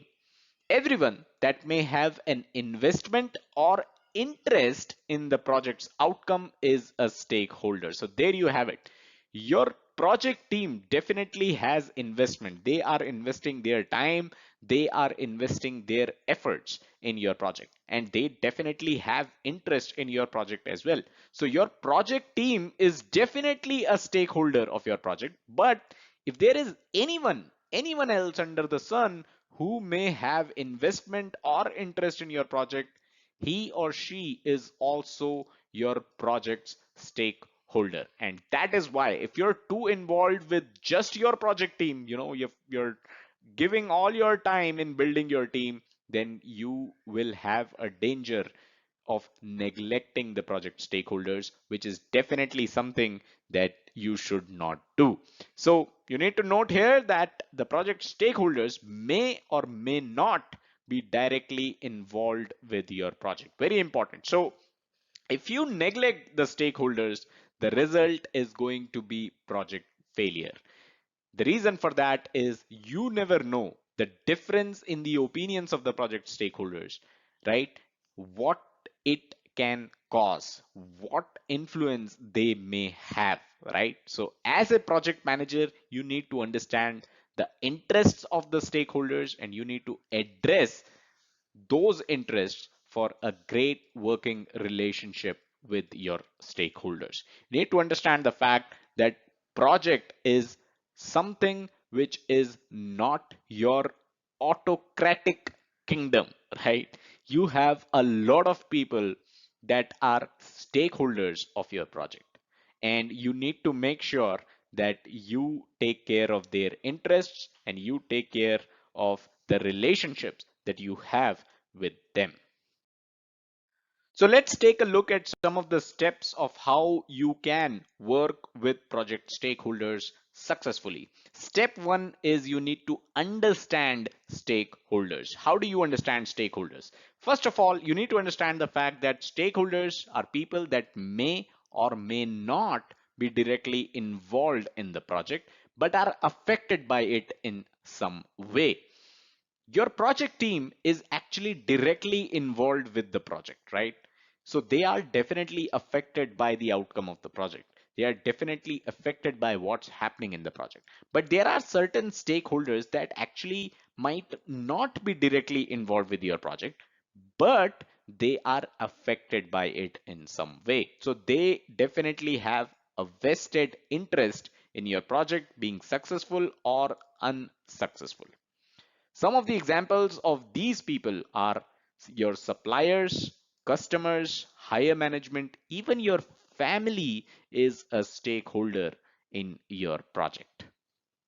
Another very important stakeholder is a sponsor. Who is a project sponsor? Sponsor is the person who is financing the project. He's the one providing funds to your project. So someone who is financing the project is definitely the primary risk taker as far as your project is concerned. Actually, in certain texts, you will find that the sponsor is also known as the most important stakeholder of your project. So that's how you need to understand who the stakeholders are and have a broad view of who all can actually be a stakeholder in your specific project. Step two, why should stakeholders be on your side? Which basically means step two is all about making sure that your stakeholders, your project stakeholders, are on your side. Why is this important? Because we talked about this earlier as well. Your project is not your autocratic kingdom. There are stakeholders who might not be directly involved in your project, but they may have power, they may have influence to drive your project in any direction that they want. We talked about how sponsor is an important stakeholder, one of the most important stakeholders. So sponsors and other such powerful and important stakeholders should be consulted in the beginning of the project itself so that you can shape the project as per their requirements, right? Sponsor is the one who's providing funds to your project. You better shape the project as per the sponsor's requirements. The next is the fact that if you have powerful stakeholders on your side, it could mean access to better resources and less politics in general. Let's take an example. If you are working on one of the largest projects that your organization has ever delivered, your CEO might actually be very keen on understanding the progress of your project, right? So your CEO is a very powerful stakeholder of your project. And if your CEO is on your side, well, you have the best engineers, the best resources at your behest, right? Because you have the CEO on your side. Obviously, it leads to less politics as well. So having powerful stakeholders on your side is the key to project success. Stakeholders can help you gauge people's reactions and can be instrumental in winning widespread support, right? Stakeholders come from all walks of life, they come from different departments. If you have them on your side, they will help you win widespread support. Lastly, don't forget the sponsor. You need to remember that your sponsor, having the biggest interest in your project, is not a silent partner and does have the right to make decisions as well. If you think these decisions are wrong, be honest about what you think. But if after all that the sponsor still wants it done his or her way, follow the instructions and do your best to make sure the outcome is successful. Don't forget the sponsor, one of the most important stakeholder of your project. Before we move to step 3, I'd like to let you know if you're a PMP aspirant and you're looking for some resources for your preparation, you can head over to pmclounge.com/resources. That's where we have listed our favorite books. Hundreds of our community members have cleared the PMP exam with those books that we have recommended. Step 3 is where you list your stakeholders. Now, it will be perfectly obvious who most of your stakeholders are, but there may be a few who don't come to mind immediately. It's a good idea to have a brainstorming session with your project team to make sure no one gets left out. Think about all the people who are affected by your work, who have the power or influence over your project, and there could be those that have an interest in whether your project succeeds or fails. So let's make a list of the stakeholders. You've got your project sponsor, we talked about it. Senior management, trade associations could be interested in your project. Then you may have the government interested in your project. If you are actually working on the largest project that your organization has ever done, well, the media might be interested in your project too. Suppliers will be interested in your project. The community in general could be interested in your project if it involves something that has to do with the community, right? The shareholders of your company, the customers, the lenders, even your competitors could be interested in your project. And then finally, you obviously have the project team who is most interested in your project. Remember that although stakeholders may be both organizations and people, at the end of the day, you communicate with people, not buildings, right? So the community is can be an organization, right? Trade associations, this can be an organization, government can be an organization, but you are communicating with people. You're not communicating with buildings. So you need to make sure that you have a contact at any stakeholder organization with whom you can build a relationship. So find someone from the community who is going to be your contact and try to build relationship with that contact. That way, this person can help you win the widespread support that we spoke of in the previous slide.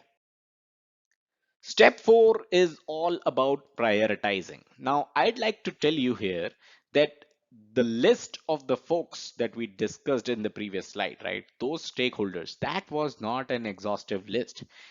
There could be a number of other stakeholders that we might have left out. So you need to understand that if you write down all the people who might fit into the categories that we talked about in the previous slide, as well as anyone else you can think of who will be affected by your project and will be a stakeholder, you are going to end up with quite a long list. Now, you don't have enough time to deal with them all equally. So how do you decide who takes precedence?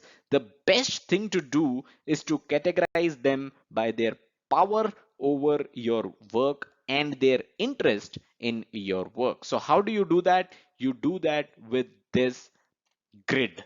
So this grid talks about power and interest. Someone with low interest and high power will show up in this section of the grid. Someone with high power and high interest is going to show up here. Someone with low power and low interest will show up here. And someone with low power and high interest is going to show up here. So this is the grid that is used to prioritize those stakeholders. So let's say if you have someone who has high power and high interest, what are you going to do? You need to manage those stakeholders closely. Make the greatest efforts to satisfy. Communicate regularly. Make sure they are on your side. We talked about how the CEO can be a stakeholder in your project. You are going to make sure that you communicate regularly with the CEO. You need to make the greatest efforts to satisfy the CEO, and you need to make sure the CEO is on your side. Next is keep informed those that have high interest but have low power. So you need to keep them adequately informed. You need to make sure that no issues are coming up because they have high interest in your project. Although they have low power, but they have high interest in your project. They are most likely interested in and possess helpful project details. So they are interested in the details. They may have details with them as well. Keep satisfied those that have high power but very less interest in your project. So put in enough effort to keep them satisfied. Make sure the communication is just enough. You don't have to over communicate here. Chances are they're not interested in the nitty gritties of the project.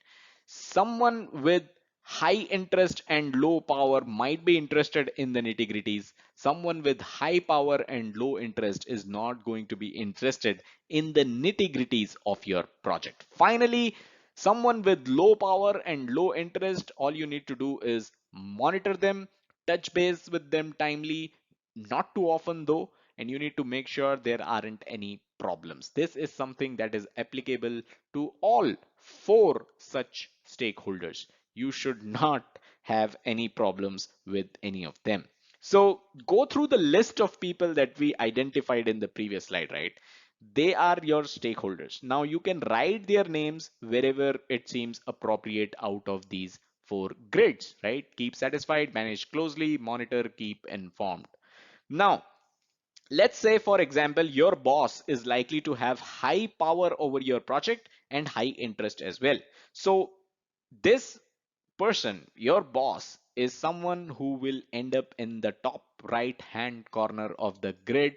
He has high interest, he has high power. You need to manage your boss closely. Now, we talked about how your family could be a stakeholder in your project as well, right? So they could be a stakeholder in your project. They may have high interest in your project, but they might not have power over your project, right? Because it is something related to your office, right? It is something related to your organization. Your family is not really a part of your organization, right? So you can put your family in the keep informed grid, right? So when you write your stakeholders' names into the power interest grid, you can also color code them according to whether they are likely to support you or oppose to your project. So let's say strong advocates could be written in green, more neutral people could be in orange, and serious critics of your project, they could be in red. Now people in red in the high power half, in this half, if there are people in red in this half, you need to make sure that you carefully manage them. So that is how you use this power and interest grid.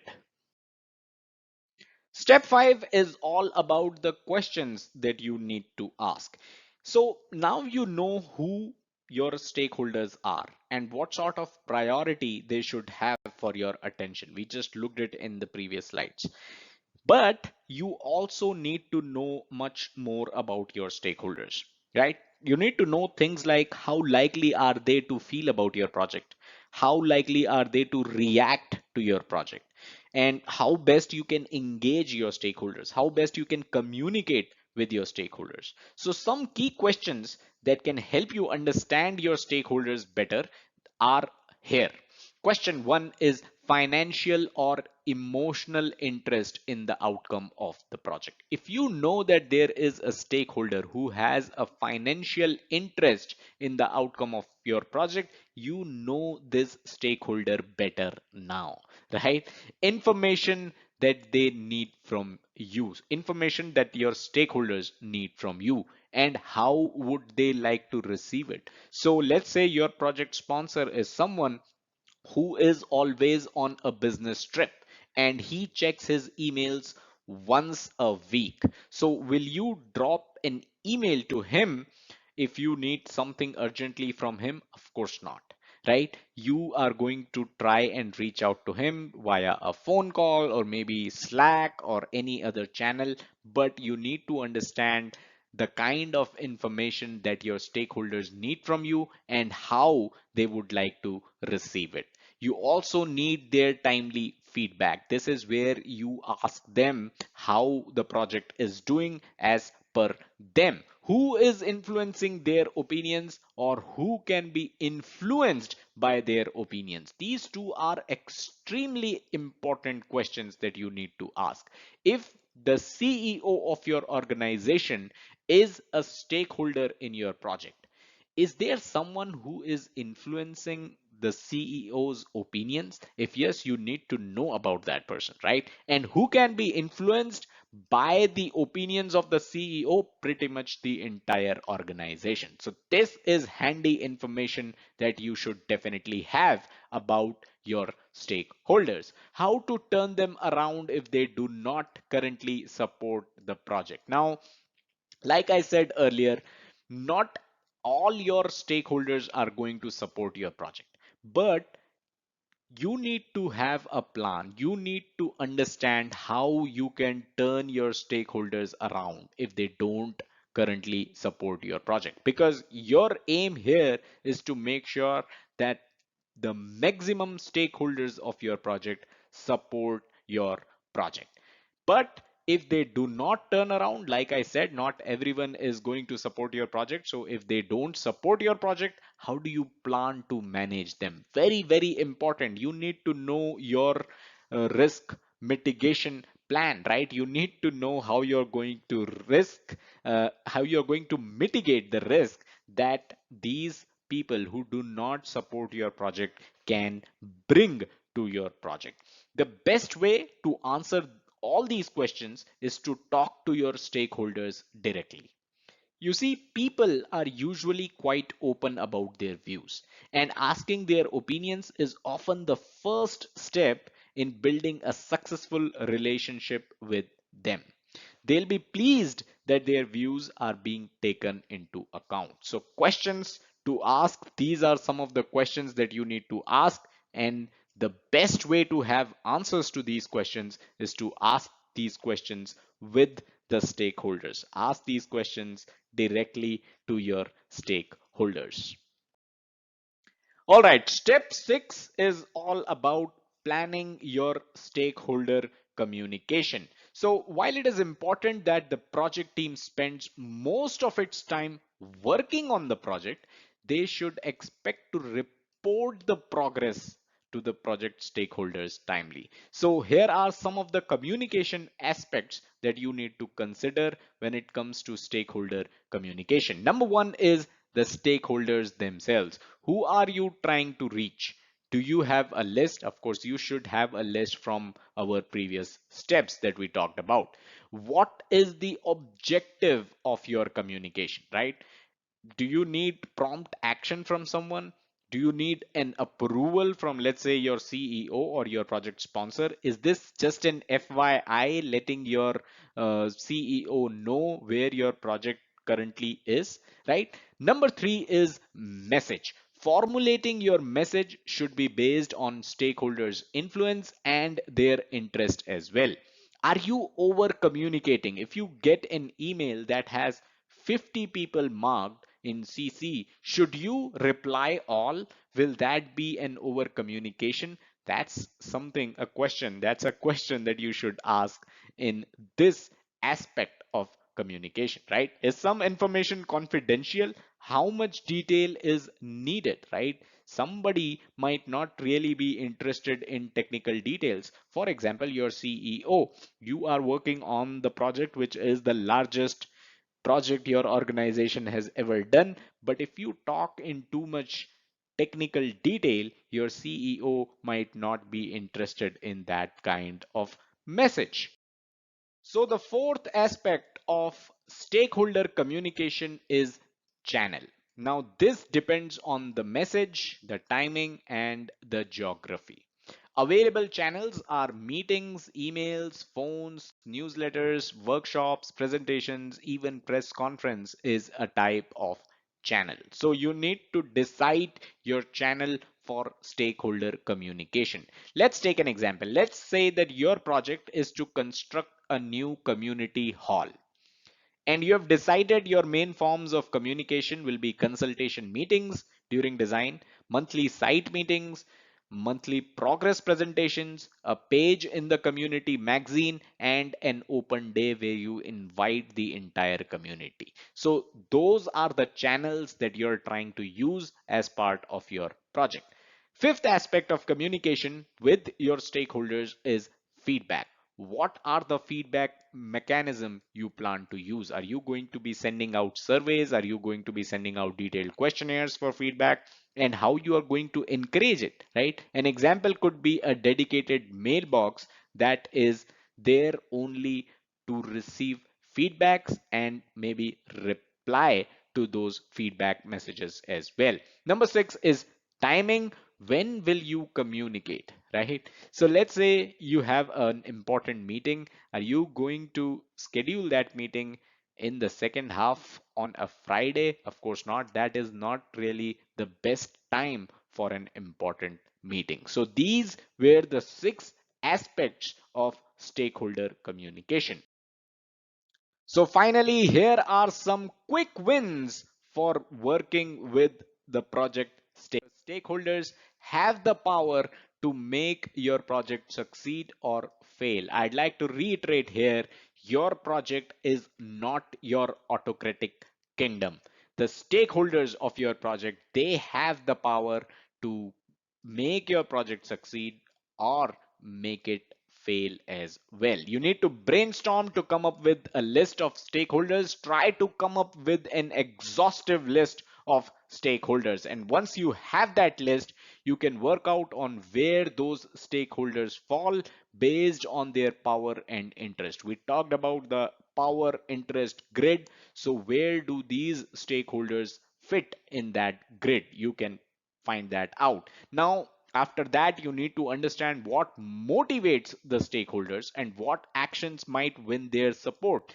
Not every single stakeholder of your project is going to support your project, but you need to find out how you can have maximum stakeholders supporting your project. How can you win the support of the maximum stakeholders? That's something that you should work on.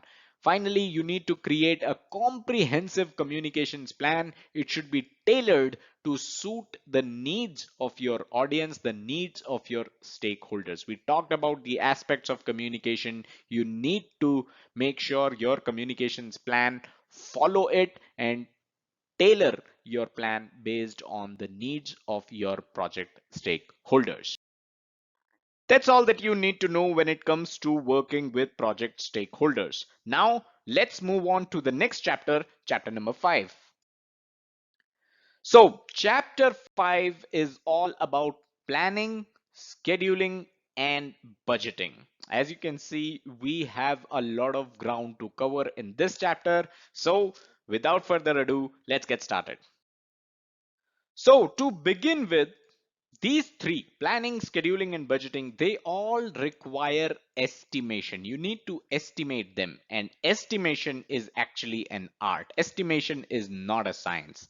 It is an art that you as a project manager need to master. So why do we call it an art? The reason for that is simple. It is the sheer amount of unknowns that you need to deal with while doing an estimation. So some of the examples of unknowns are: details might change. What details you have today may change tomorrow. Issues may occur. Things happen, and I should have put in an exclamation mark here. So things happen, and that's why estimating beforehand is always an art. But there are several tools and techniques that you can make use of, and those tools and techniques is all that we are going to discuss as part of this chapter. So you can use these tools and techniques, and that way you can overcome these problems of uncertainty. So in step one in this chapter, let's look at the tools that you are going to use. Starting off with work breakdown structure, which is popularly known as WBS. So WBS, what it does, it helps in breaking down large chunks of work into individual tasks. So if you have a large chunk of work, can you break it down into individual tasks so that it becomes more manageable, right? So you can do this, and to do this, you need to first of all brainstorm with the team to chalk down all the deliverables. What are the documents? What are the sub products you need to create to deliver the end product of the project, right? You need to understand all the deliverables that your project is going to produce. Also, you need to understand the tasks that your project need to perform, right? Your project team need to perform a lot of tasks to be able to complete the project, to be able to deliver the project, right? So what you can do is you can use post-its to come up with the list of deliverables as well as the tasks. After this, you can again meet with your team, and you need to ensure that every post-it represents a task and not a group of tasks. Remember, what we are trying to do is we are trying to basically divide this large chunk of work into smaller manageable pieces. So you need to make sure that these post-its that you have created by brainstorming in the uh, first step of this entire process of creating the WBS, these post-its should represent one task and not a group of tasks. So if required, you can break the post-it item further down. So if you realize that a certain post-it actually is referring to a group of tasks and not just one task, then you can break that post-it item further down. Finally, what you need to do is you need to arrange these tasks in groups of major areas of activity. So you need to find which of these are familiar tasks, and then you can arrange them in groups of major activities.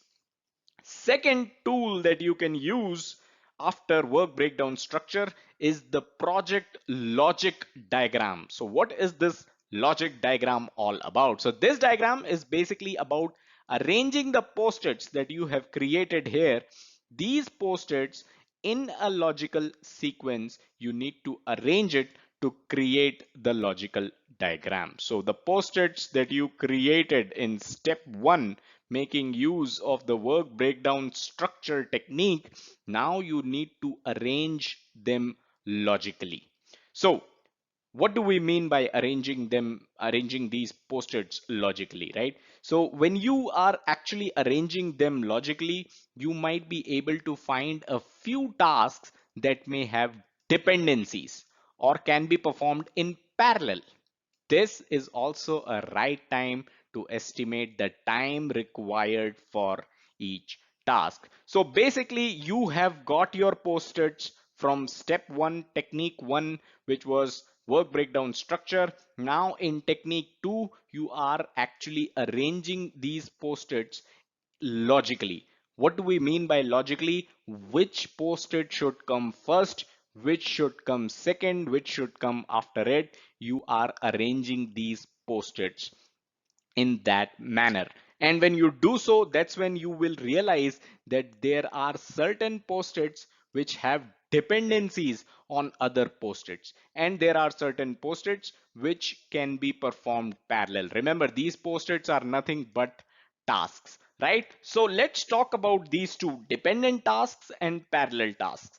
Dependent tasks are basically some activities that are dependent on other activities. For example, it is not a good idea to start building a bridge before you have designed it, right? So you need the design activity, the design task to be complete before you can start building that bridge, right? So every task related to design, right, the entire design activity should be complete before you can start off with tasks that are related to activities of actual construction.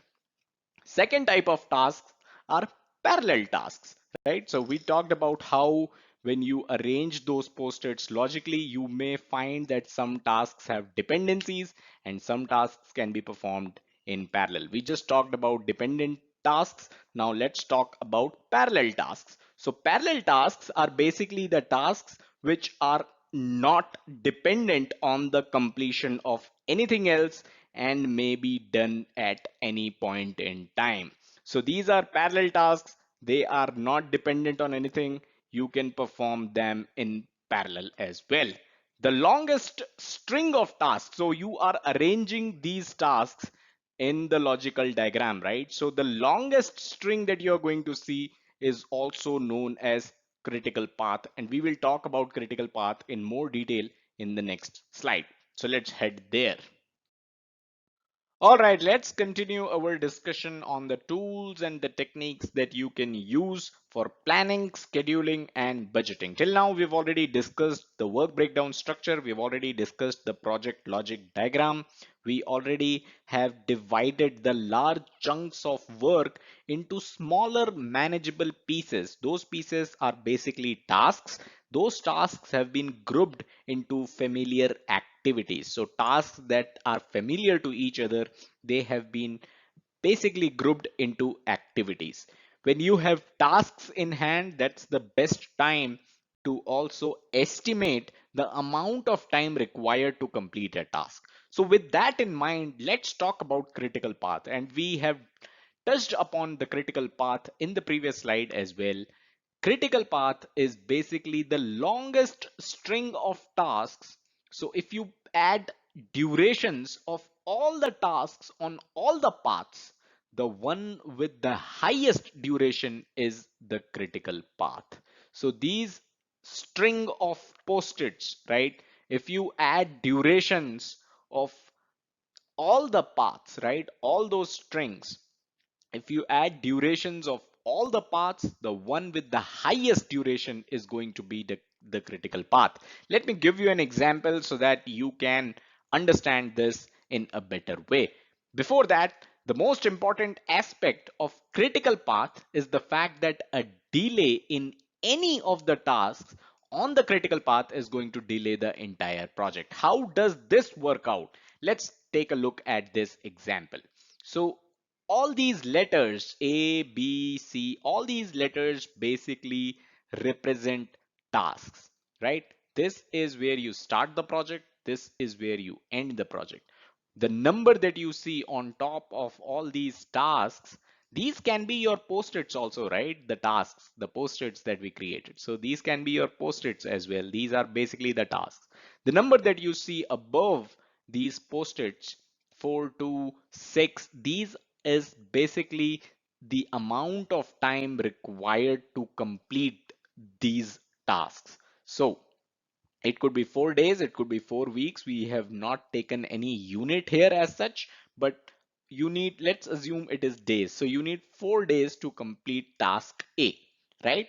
Similarly, you need 6 days to complete task B. And these are all the paths. Remember, these tasks are basically aligned based on which ones are parallel. So C, B, E, these seems to be parallel. But can you do B before you have done A? Of course not, because the path is such that once you're done with A, only then you will go to B, only then you can also go to C. That means B and C are parallel tasks, but A and B are dependent tasks. B is dependent on A.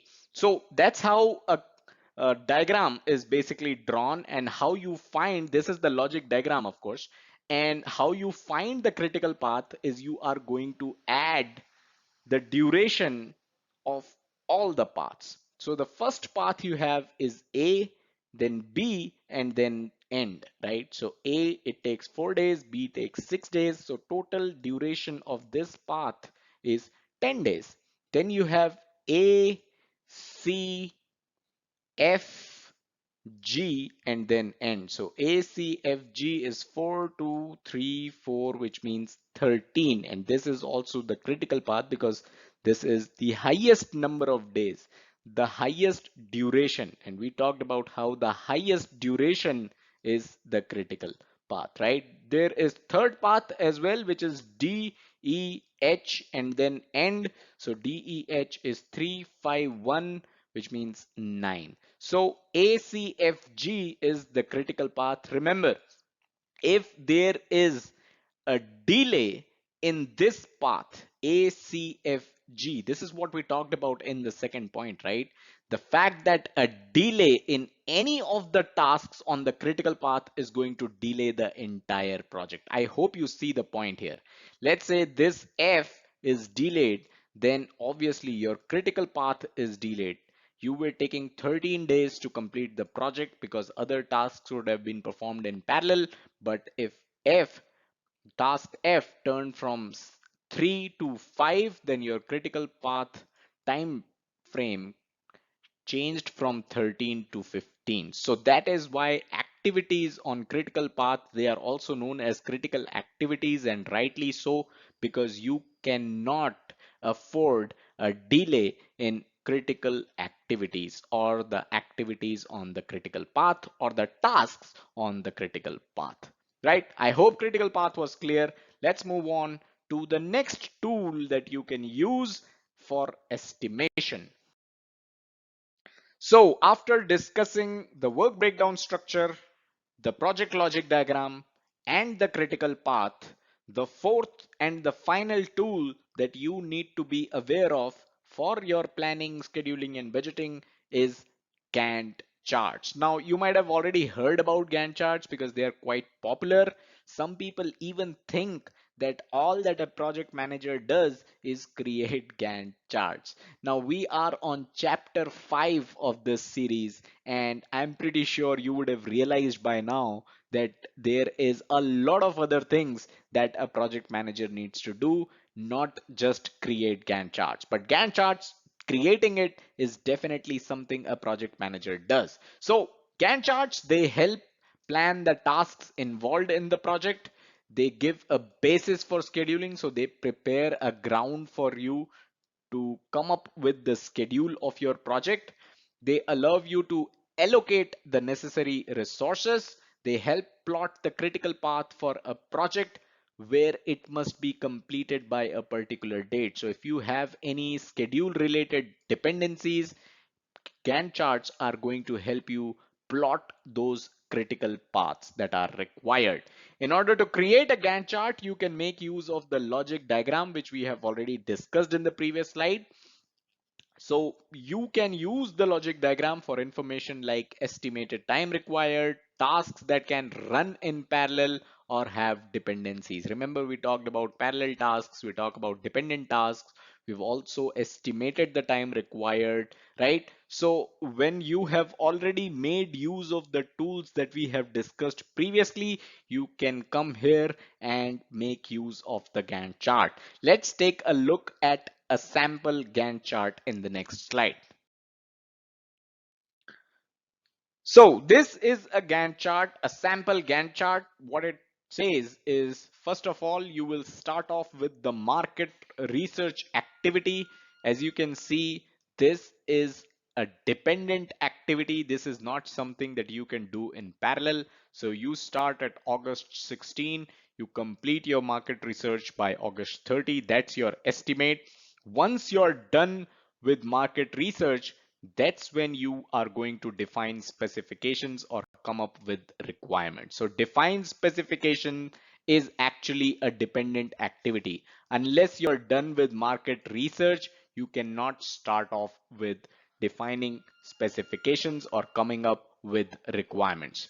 Then you have overall architecture. So that's also something which is dependent on the previous two activities. You need to have specifications defined before you can start off with the architecture. Remember, you have dates here as well. You are giving 2 weeks for all three activities till now, but project planning is not a dependent activity.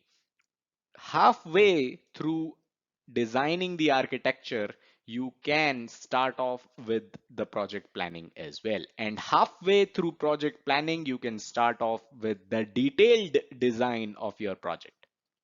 Halfway through the detailed design, you can start off with software development. Software development is the actual work that you're doing as part of this project. So you don't have any parallel tasks for the first 3 weeks of software development, but starting the fourth week, you are also beginning to plan your tests, and then after that, you start off with testing and QA. When you are in the last week of development, you are in the last week of planning tests. That's when you are starting off with testing and quality assurance as well. While you're doing testing in the last 2 weeks, you are also creating user documentation. So this is how all the project activities are charted out in a Gantt chart. I hope the example was clear. Let's move on. Okay, before we talk about step two in planning, scheduling, and budgeting, I'd like to let you know about a certification known as PMP. If you don't already know, this is the gold standard, the most popular professional certification in the world of project management. And over at pmclounge.com, we believe that you can clear this certification in 50 days. If you need a study plan, you can go over to pmclounge.com/pmp study plan. This study plan is absolutely free. It tells you what you need to do in 50 days to clear the certification.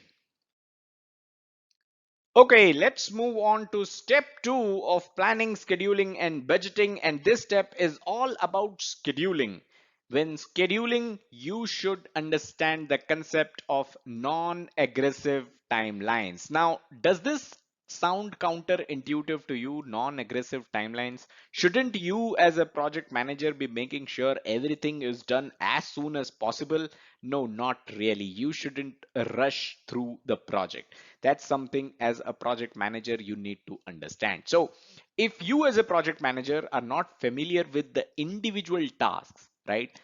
Individual tasks that you need to carry out on the project, there is a high chance of not understanding the amount of time required for completing the project, right? So that is why as a project manager, it is very important that you have certain amount of domain experience, certain amount of technical knowledge as well.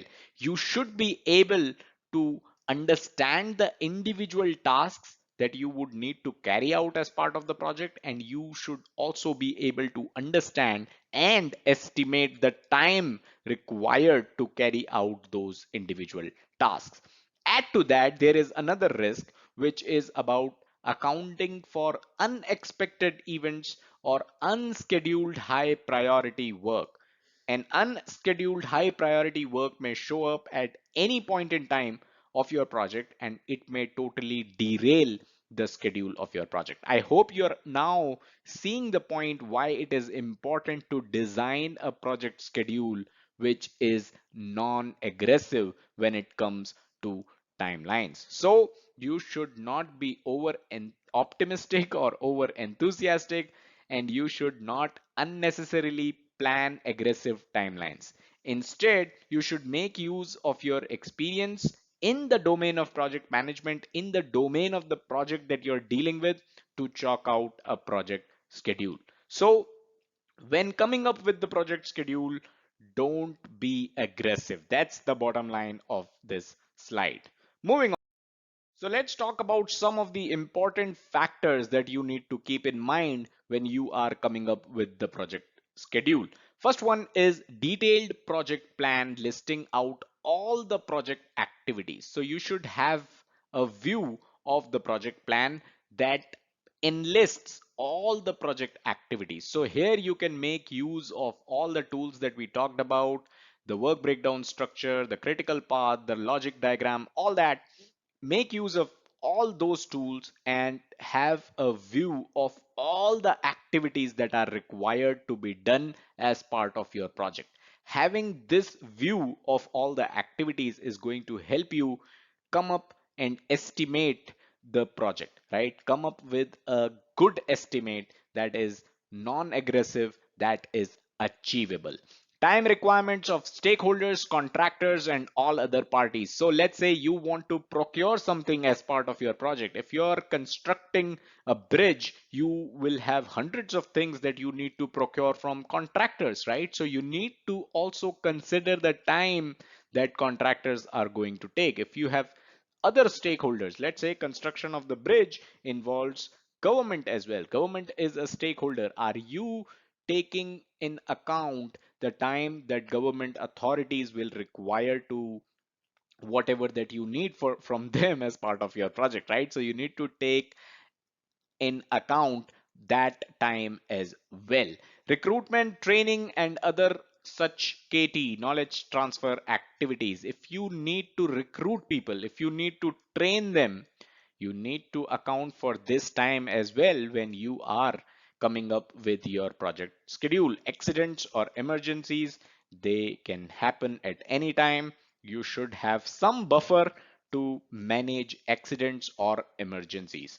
Holidays is something that you should always take care of. If you're dealing with, let's say, people from China, they have longer holidays, right? There are certain festivals, let's say the Chinese New Year, which lasts up to a week to 10 days as well in certain cases. So you need to consider that as well when you're coming up with your project schedule. Some buffer that we have taken for accidents or emergencies, there should be some buffer for sickness among the core staff. Let's say your chief engineer, if he falls sick, right, you need to have certain buffer designed in your project schedule for things like these. Equipment breakdowns, always the case. It can always happen in any of the project, right? And most likely it happens in all the projects all the time. Procurement delays due to paperwork, transit delays, right? So we talked about how you need to speak to your contractors. If you want to procure something, right, you need to speak to them and come up with a project schedule. But then there could be delays which these people have no idea about, because there could be delay due to paperwork, there could be delay due to transit as well. So those are the things your contractors are not going to tell you about in advance because they would not know. But these are the things that you need to account for when you are coming up with your project schedule. If there are any other identified risks that you know of, let's say the weather is going to go bad 2 months from now, you have seen that in the forecast, that is a risk. You can account for that in your project schedule. So I hope you understand by looking at this that project schedule is not something that you design in a silo. You need to speak with a lot of teams, you need to speak with a lot of people, you need a lot of inputs before coming up with a project schedule. Now, one thing to understand here, and that's why we talked about how your schedule should be non-aggressive. Time heals everything. I repeat, time heals everything. You see, all problems are solvable in time. So building in plenty of contingency time will give you a head start if you need to tackle unexpected hurdles. That is why always have a non-aggressive project schedule. Let's move on. Okay, step three is all about assessing the cost. So we talked about schedule. Let's talk about the cost of the project. And there are typically two types of cost. First is one-off development cost, and the second one is ongoing operating cost. So first we will just talk about the one-off development costs. These are the costs that you need to pay one time only. So human resource costs one time only. And when I say one time, I mean one time throughout the course of your project, right? Research cost, you have to do certain research for your project. Development cost of the entire project. That's why I say it one off, right? Should also include any software, any hardware, any licenses that you need to procure. Infrastructure cost, implementation cost, that includes training, recruitment, any kind of communication, any other activities required for implementation. Then you've got third parties, contractors, external consultants if you need them. These all are one-time costs, including taxes required to be paid as part of the project. So these all are one-time development cost for your project. And the second one, like I said, when you're assessing the cost, is the ongoing operating costs. So these include overheads like general operating costs. These also include new stocks of materials resulting from the project. These also include new admin costs, let's say accounting, record keeping, you need to account for that. These are all operating costs, right? Cost incurred before the benefits of the project can be realized. So you're done with the project, but the benefits are yet to arrive. The benefit realization is yet to happen, and it is 3 months away. So the cost incurred during the time of those 3 months, that's also an ongoing operating cost. Cost of running your business day to day, like office rental, vehicles and expenses, existing staff, additional duties, all these are ongoing operating costs. So these can be called as capex, capital expenditure. These can be called as OPEX, operating expenditure. So I hope assessment of cost was clear. Now, another thing to consider here before we close this slide is the fact that the earlier on in the project you do your estimates of the cost, the more likely it is that these will only be best guesses, right? You can only guess about costs like these. You cannot come up with uh, a fixed figure, a final figure, right? So for this reason, it is essential to allow a significant contingency as well. We talked about how you should be non-aggressive in your schedule. You should have certain contingency in your cost as well.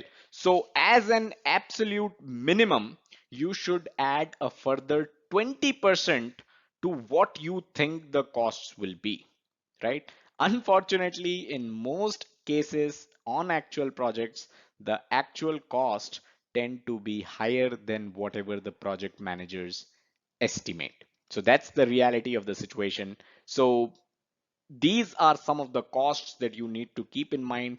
These are some of the tips that you need to keep in mind while coming up with these costs. So step 4 is benefits identification, and we touched a bit on benefits realization in the previous slide. So let's talk about benefits identification. And to simply understand this, let me ask you a question. Which of the two below sounds like a good critical success factor for the project? A, relocate the house by the end of the month, or B, relocate the house as quick as possible. So which of these two is a good critical success factor for your project? Your project is to relocate the house. So what do you think is a good critical success factor? End of the month or as quick as possible?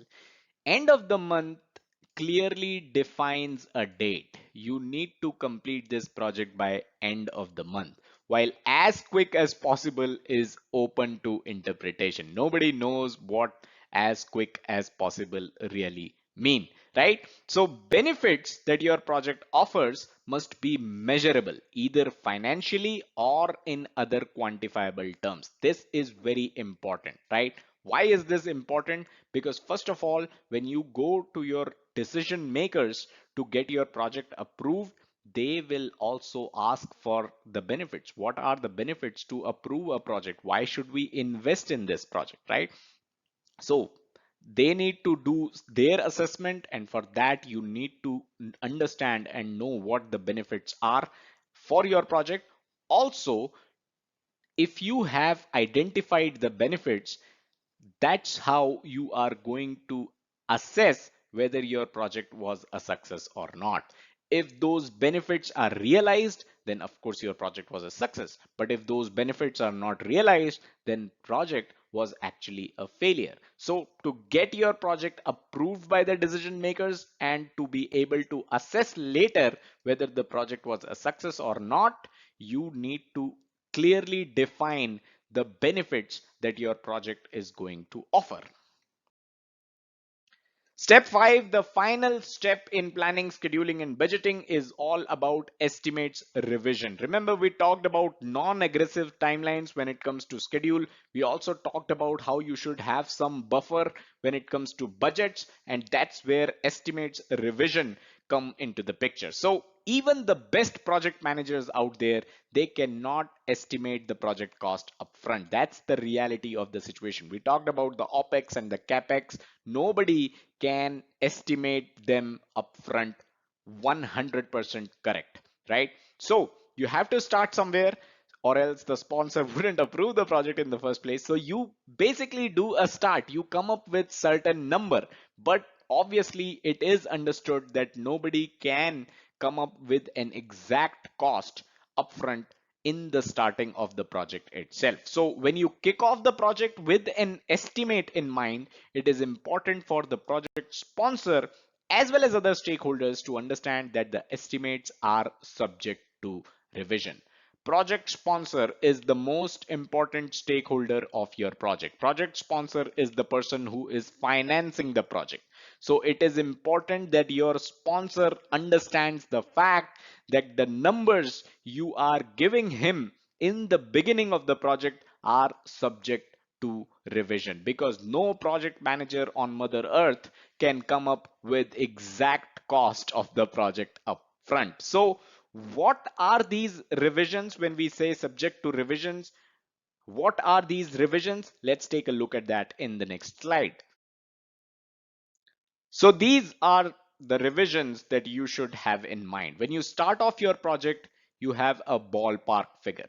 That figure is plus 50% to minus 30%. So you go to the sponsor, you go to the decision makers, you give them your project cost, but it is subject to be changed by plus 50% to minus 30%. This is the range in which that ballpark figure can fluctuate. Next, when you start off with your project design, you come up with another number which is more closer to reality, and that is also subject to a fluctuation in the range of plus 35% to minus 20%.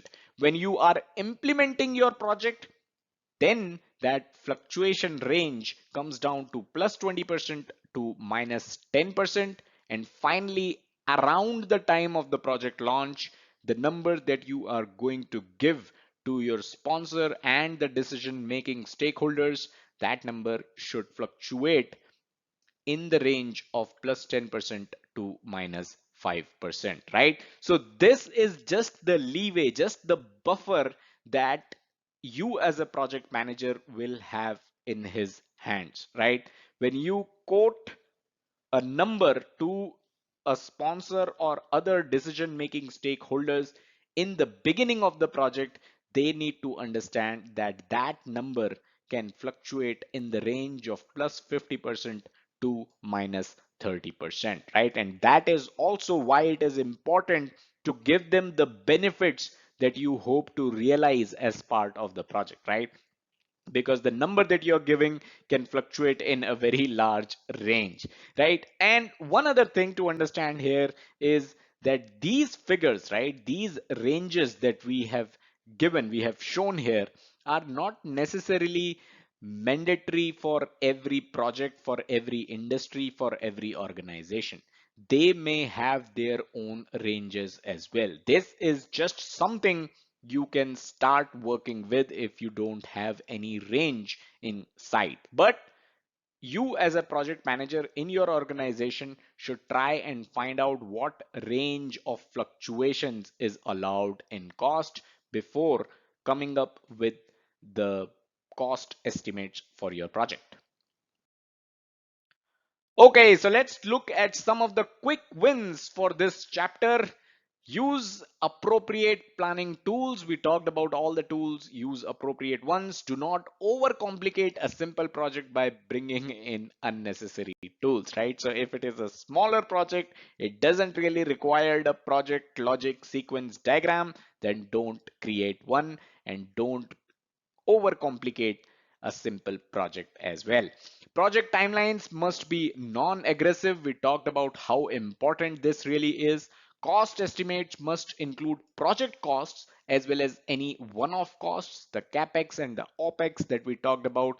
Quantify the project benefits as much as possible. You need to give and speak in numbers when you want to get your project accepted, when you want to get your project approved by the decision making authorities, when you want the sponsor to invest in your project. He or she should be able to see quantifiable benefits coming out of the project. Finally, refine the estimates for accuracy, and you need to defend those estimates as well.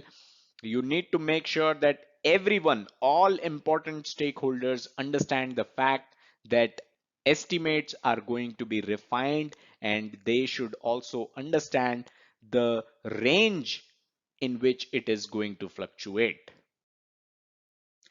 And with that, you have reached the final chapter in this session.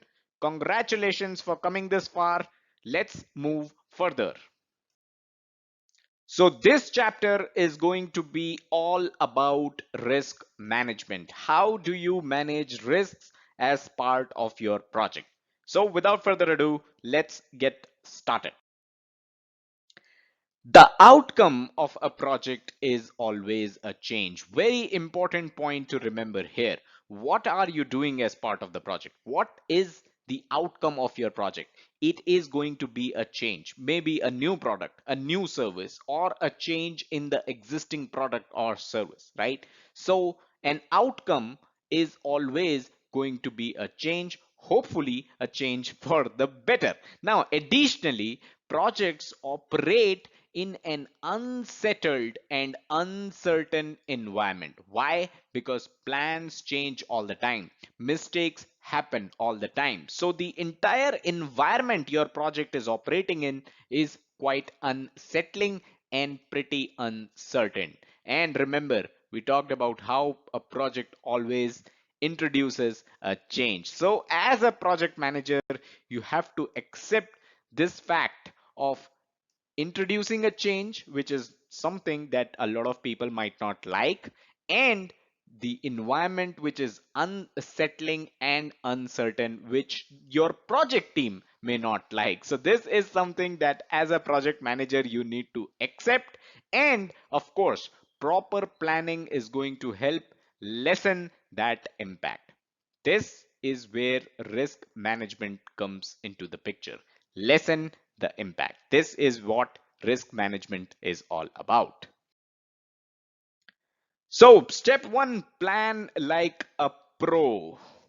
See, the thing is, projects, they don't just happen, they have to be planned. The surest way to make a project fail is to set off without a proper plan. This is like trying to find your way around a strange city without a map. So you have to have a plan. And a beautiful quote here: if you fail to plan, you are planning to fail. So you have to plan. And since we are talking so much about plans, let's talk about the project plan in the next slide. So I have already said this a couple of times, but a project is not. So a project plan is nothing but a map or a path that your project team can follow, and it should list milestones along the way as well. So let's say your project is basically construction of a bridge. What could be the possible milestones? The possible milestones could be finalizing the requirements of the construction of the bridge, right? Coming up with a design of that bridge, starting the work and finishing the work of actual construction of the bridge, testing to make sure that the completed bridge, the completed product of your project, which is a bridge in this case, is sturdy enough and passes the quality metrics, right? So those are some of the milestones that your project basically has, and these milestones should be mentioned in your project plan. A project plan should also have a project schedule. You cannot take forever to build that bridge. Resource requirements and related details. Resources include team resources or human resources, plus physical resources or the equipments that you're going to need, right? So all kinds of resource requirements and related details should also be mentioned in the project plan. Cost requirements with justification. What is the cost that you need and why, right? All of that needs to be included in the project plan. Finally, if there are any potential risks that you foresee. Risks is basically where things could go wrong. So do you see that things can go wrong in the future as during the course of your project? Then you have to mention those as well in the project plan, and dependencies if you have any on other projects, on any other organizations, external organizations, maybe the government if you are building a bridge, right? So all these need to be a part of the project plan. This is how a project plan looks like when you're done with it. I have a request to make here. You see, since day one, our aim at PMC Lounge has been to provide free project management content in the form of easy to understand articles and videos. Hundreds of our community members have cleared their PMP and other certification exams using our free content. If you have benefited from our content, if you have found these 6 chapters helpful in your understanding of project management, please consider contributing towards the constant work that goes in to keep things up and running. You can head over to pmclounge.com/contribute and make your contribution. So let's talk about step 2, which is dealing with risk. Step 1 was plan like a pro. Step 2 is where you need to deal with risks. And how do you deal with risks? Well, first of all, you need to know what a risk really is to be able to deal with it. So a risk is an uncertain event or condition that might affect your project if it occurs. So look at the highlighted portion of this definition. It is an uncertain event, which means there is no certainty whether a risk is going to materialize or not. Secondly, it might affect your project. That means even if the risk does occur or the risk does materialize, it may or may not affect your project if it does occur, right? So these are the 3 things that you need to understand. It is an uncertain event. If it does occur, it may or may not impact your project. So the sooner you find out about a risk, the sooner you can act on it. 3 things that you need to assess a risk on are, so these are the 3 parameters based on which you can make an assessment of a risk. First is risk probability. How likely is it that this risk is going to occur?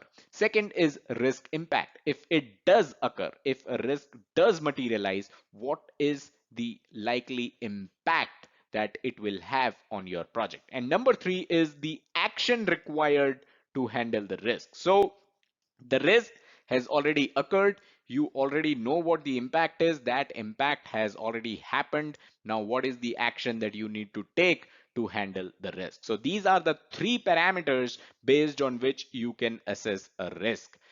Number 2 is identify the risk. So you now know what a risk is. You now know how to assess risks on the parameters that you know how to assess risks on, and now you need to identify the risks. So how do you do that? So the best way to identify as many risks as possible is to schedule a workshop with the team and brainstorm. So work with your team, brainstorm, and try to identify what all are the risks that your project may encounter. right? So brainstorming, it does need direction, and that direction is provided by the areas of risk.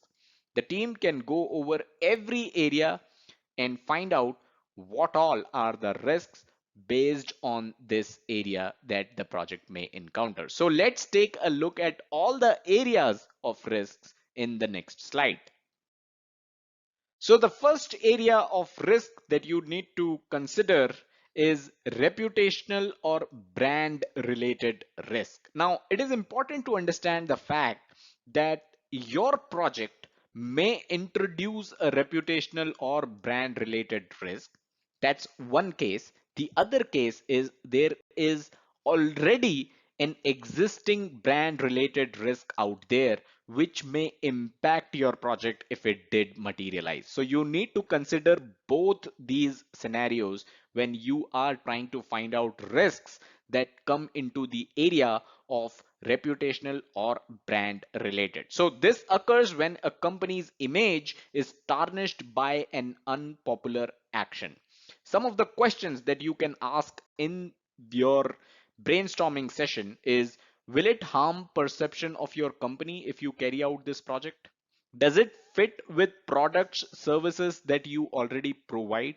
These are some of the questions that you can ask which are related to reputational or brand related risks. Like I said, your project may introduce a reputational or brand related risk, but you also need to cover scenarios where there already is a brand related or reputational related risk out there and it might impact your project too. Same thing applies to operational risk. So what is an operational risk? This arises if the project requires processes that your business cannot support or is designed wrongly due to lack of expertise, right? So some of the questions that you can ask are, will any process incur increased volumes of work or business? If so, can your company cope with it? Have new systems been designed for and communicated to the right areas?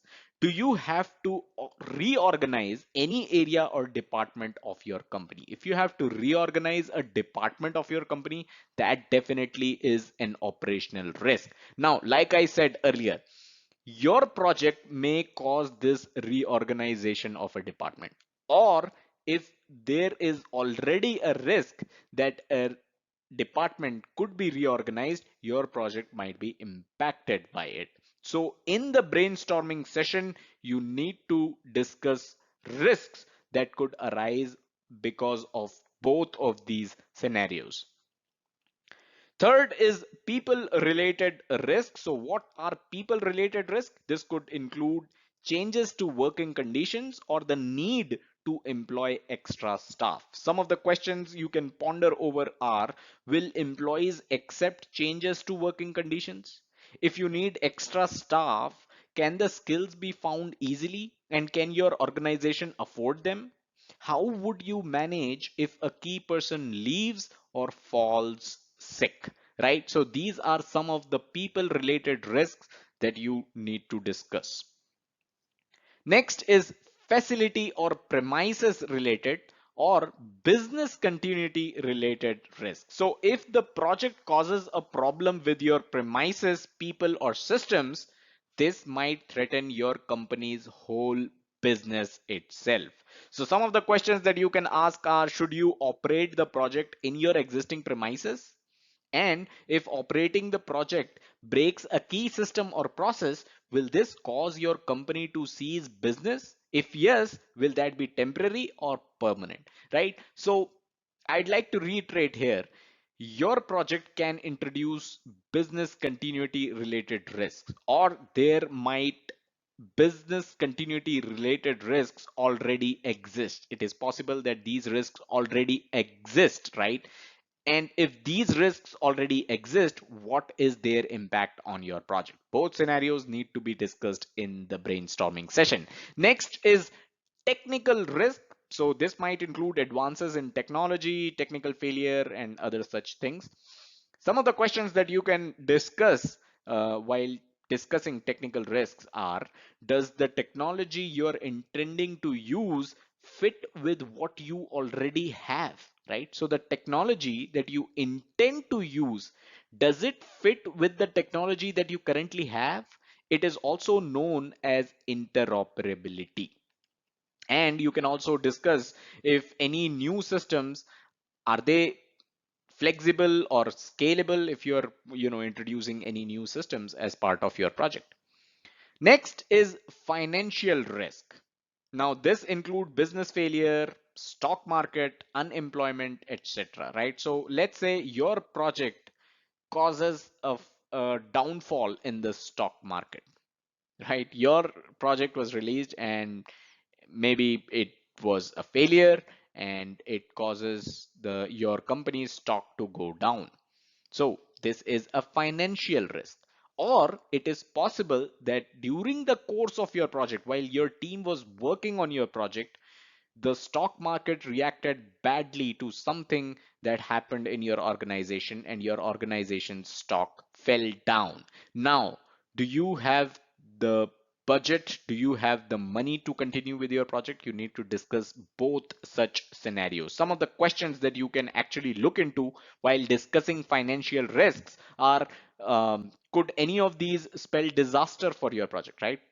A business failure, stock market failure, unemployment, could this mean disaster for your project? And if it does, who would be affected? Next is political risk. So these might include changes in tax laws, public opinion, government policy, even government changes, right? Foreign influence, all these are political risks that you can associate your project with. If any of these materialize, your project may be impacted. It is likely that your project is not going to cause a change of the government, right? But a change of the government might impact your project. And that is why I said you need to discuss both scenarios in your brainstorming session. So how likely are any of these possibilities, right? Changes in tax or changes in public opinion, changes in the government. How likely are any of these possibilities? That's a question that you can discuss in the brainstorming session. Would any of these significantly affect the success of your project?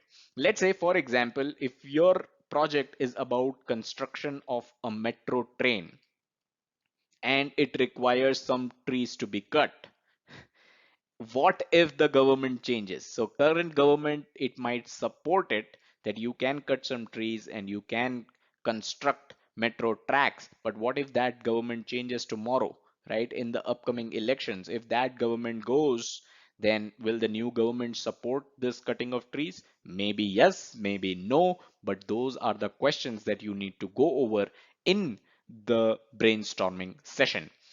Force majeure or act of God, these encompass natural events such as floods, storms, diseases, other such natural causes. These are acts of gods, and these can also introduce risk to your project. So if your project is going to be adversely affected by any of these, you need to discuss this in your brainstorming session. Also, can you change the timing of your project?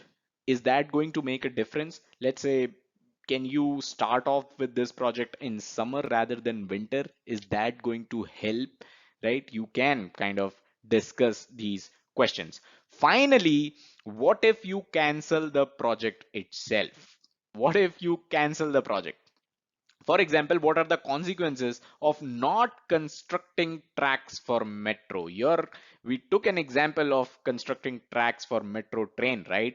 What if you don't do it?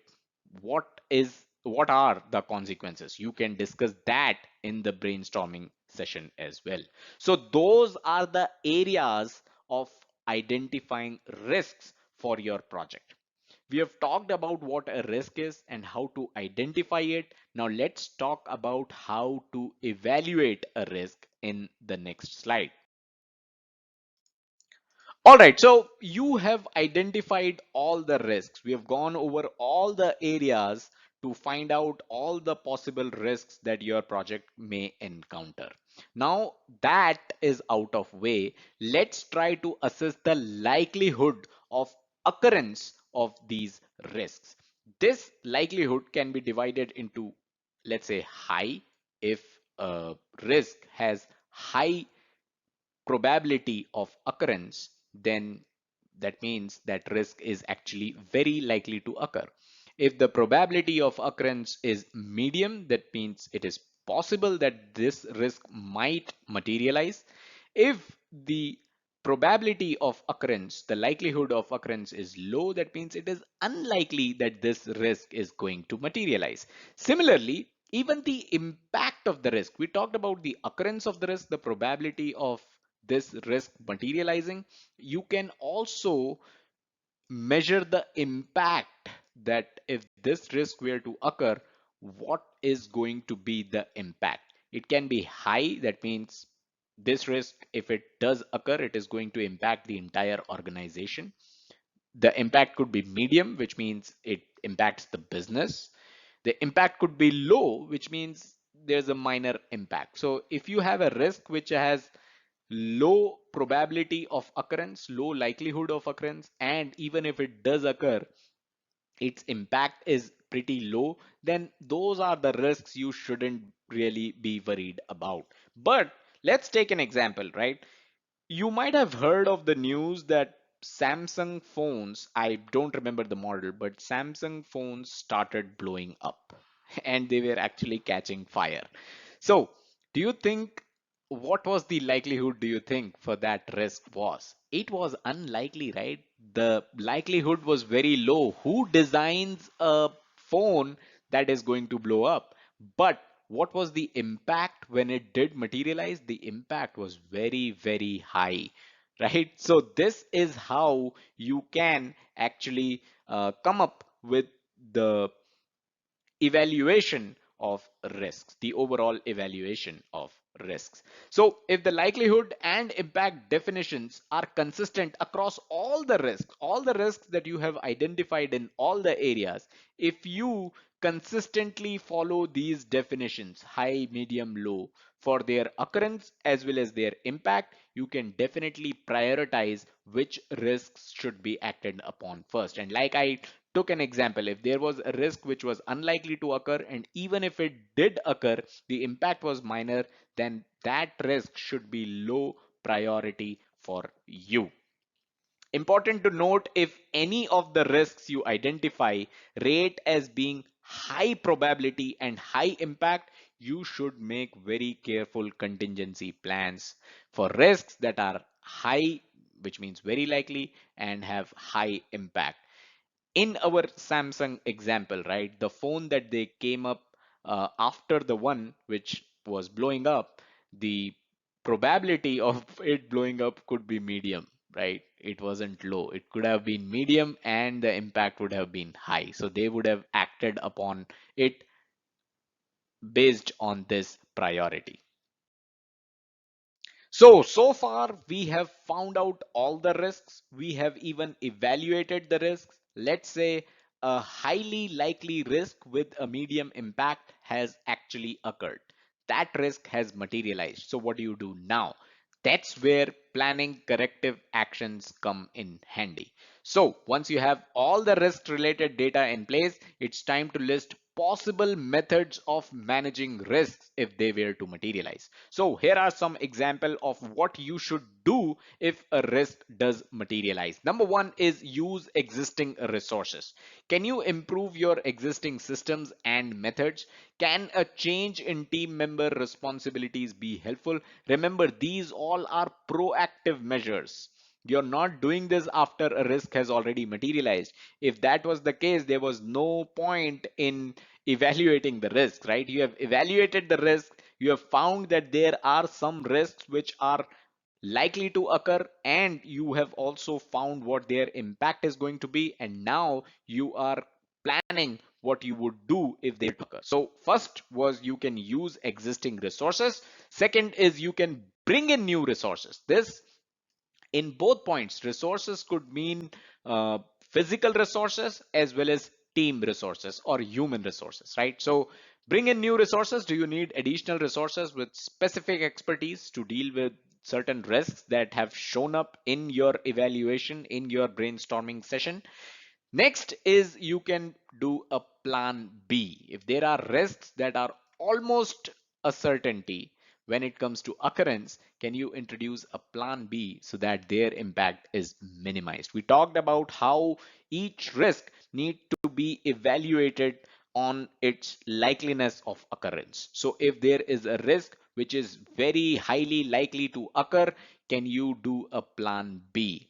Right? Can you come up with a plan so that its impact can be minimized? I'd like to take a Samsung example again in our point number 2, which was about bringing in new resources. So once their first phone, whichever it was, which started blowing up, once that was done, after that debacle, do you think they would have brought in new resources, new team members who are SMEs in this area to make sure the next phone that they launch does not blow up?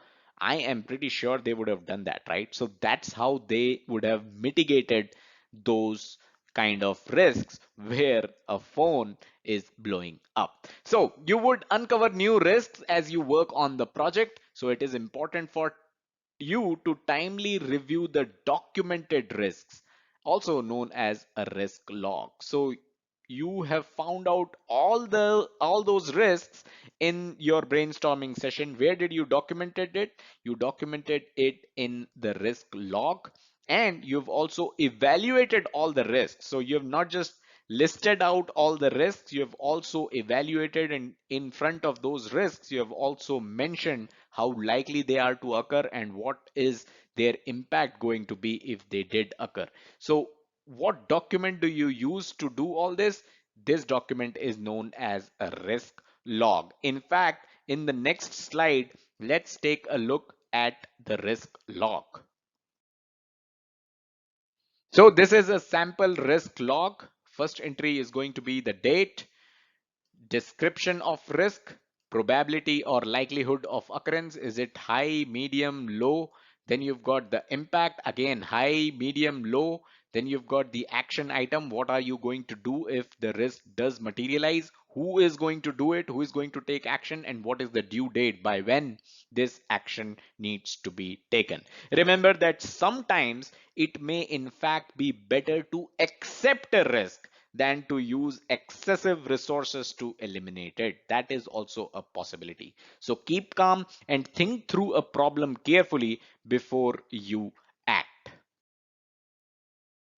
All right, let's talk about step 3, change management. And let me assure you, step 3 is actually the final step of this chapter, chapter 6, managing risks, which means this is the last topic of our series of 6 chapters. You have made this far. Great job. Congratulations. Let's talk about change management. So change management, it does sound like it could be a separate topic of its own, and you might question why are we covering it under risk management. But the fact is, a change is always going to bring in several risks with it, right? So that makes a good case for it to be covered under risk management itself. Pop quiz here. If you have a project plan in place, and we talked about a project plan, what should a project plan contain during the initial slides of this session, right? So you have a project plan in place already. Then why are you going to make a change? Why this change? Could it be because of unforeseen circumstances that contribute to change during the course of the project, of course, or could it be because that change is requested by someone who has influence, like the customer or the sponsor? Can you think of any other reasons why a project can encounter a change? Let me know in the comments below. So depending on the nature of the change, new risks could crop up, and that is why change management can be understood alongside risk management, right? So replanning might be required, your project plan might change. So let's talk about change management further. So we just talked about how a change can introduce new risks, but it is also a good time to remember the project management triangle that we discussed earlier in chapter 1. Time, quality, cost. This is the project management triangle. So change in any one of the parameters will likely impact the other two. This is the problem. So if there is a change in time, it might impact quality or cost or even both. So resolving a time delay will either increase costs or compromise quality. That's the problem we have with change. Thus, it is extremely important to closely assess any proposed change. And just like the risk log that we saw earlier, you should also have a change log to document and keep track of all the changes to be introduced as part of your project. Okay, let's talk about the entire process of change management. What all do you need to do if a change does occur? First is you need to introduce the change. That means any stakeholder in the project, anyone, literally anyone can come in and ask for a change. So if that does happen, then you need to have a process around it, right? What are you going to do if somebody comes in and asks for a change? So you need to have a system in place whereby changes can be proposed. Next is you need to come up with the impact summary of the change. Now, this is something that typically the project manager does. Anyone can come in and propose a change, but a project manager needs to summarize and collect details around that change. So some of the details that you would need are, let's say, benefits of the change or business justification. Just because anyone can come in and propose a change does not mean that it can go through. You need to have business justification for your change. What are the cost estimates, right? How much money do you think you need to spend to implement the change? What are the schedule impact, because this change is going to take time? So what is the impact on your existing project schedule? What are the resource requirements? Again, both team resources as well as physical resources. How much resources is this change going to consume? Dependencies on other projects or activities within your own project, right? If there are any dependencies that you foresee, you need to summarize that and include it in the impact summary. And any other risks or issues in general that you foresee because of this change. So these are the details that you as a project manager need to have when summarizing a change. Okay, so you now have all the details that you needed about the change. What next? Well, next is the change could either be approved or rejected. So your core project team members, all the major stakeholders, they are going to review the change. They are going to go over the impact summary that you have prepared, and then they are going to take a call on whether to approve this change or to reject it. If it is rejected, you're done. It is rejected by the project team, nothing can happen. But if it is approved for implementation, then next step is basically to implement. Since it is already approved, it is only a matter of making the change. So whatever extra cost, whatever extra schedule time that it is going to take, everything is already approved. So go ahead and implement the change. At this point, it is important to remember that as a project manager, you do have the authority to reject a change request, right? So if you think this change is going to threaten the successful completion of your project, you can definitely reject it in step 3. You are one of the major stakeholders. So as a major stakeholder, you can vote for rejecting a change request. That's well within your authority. All right, lastly, let's take a quick look at the quick wins for this chapter. Number one, everyone in the project team should be involved to plan out the entire project. We talked about this. Everyone should feel like they have contributed and they should not feel like they have been dictated a timeline to follow. Identify, evaluate, and manage potential risks. Next is assess the impact a change may have on the project. You can reject a change if it significantly derails the project. That's what I told you in the last slide itself. You have that authority to reject a change. You should also have a plan B in case there are risks that are highly likely to occur. And finally, you should document risks as well as changes using appropriate risk log and change log. And with that, we have come to an end of this entire training session, project management for non-project managers. I hope you got value out of it. Do hit the like button. It helps us stay motivated and create more free content for you. Subscribe to the channel, hit the bell icon. Do share this training if you want to help others that want to get started in the field of project management.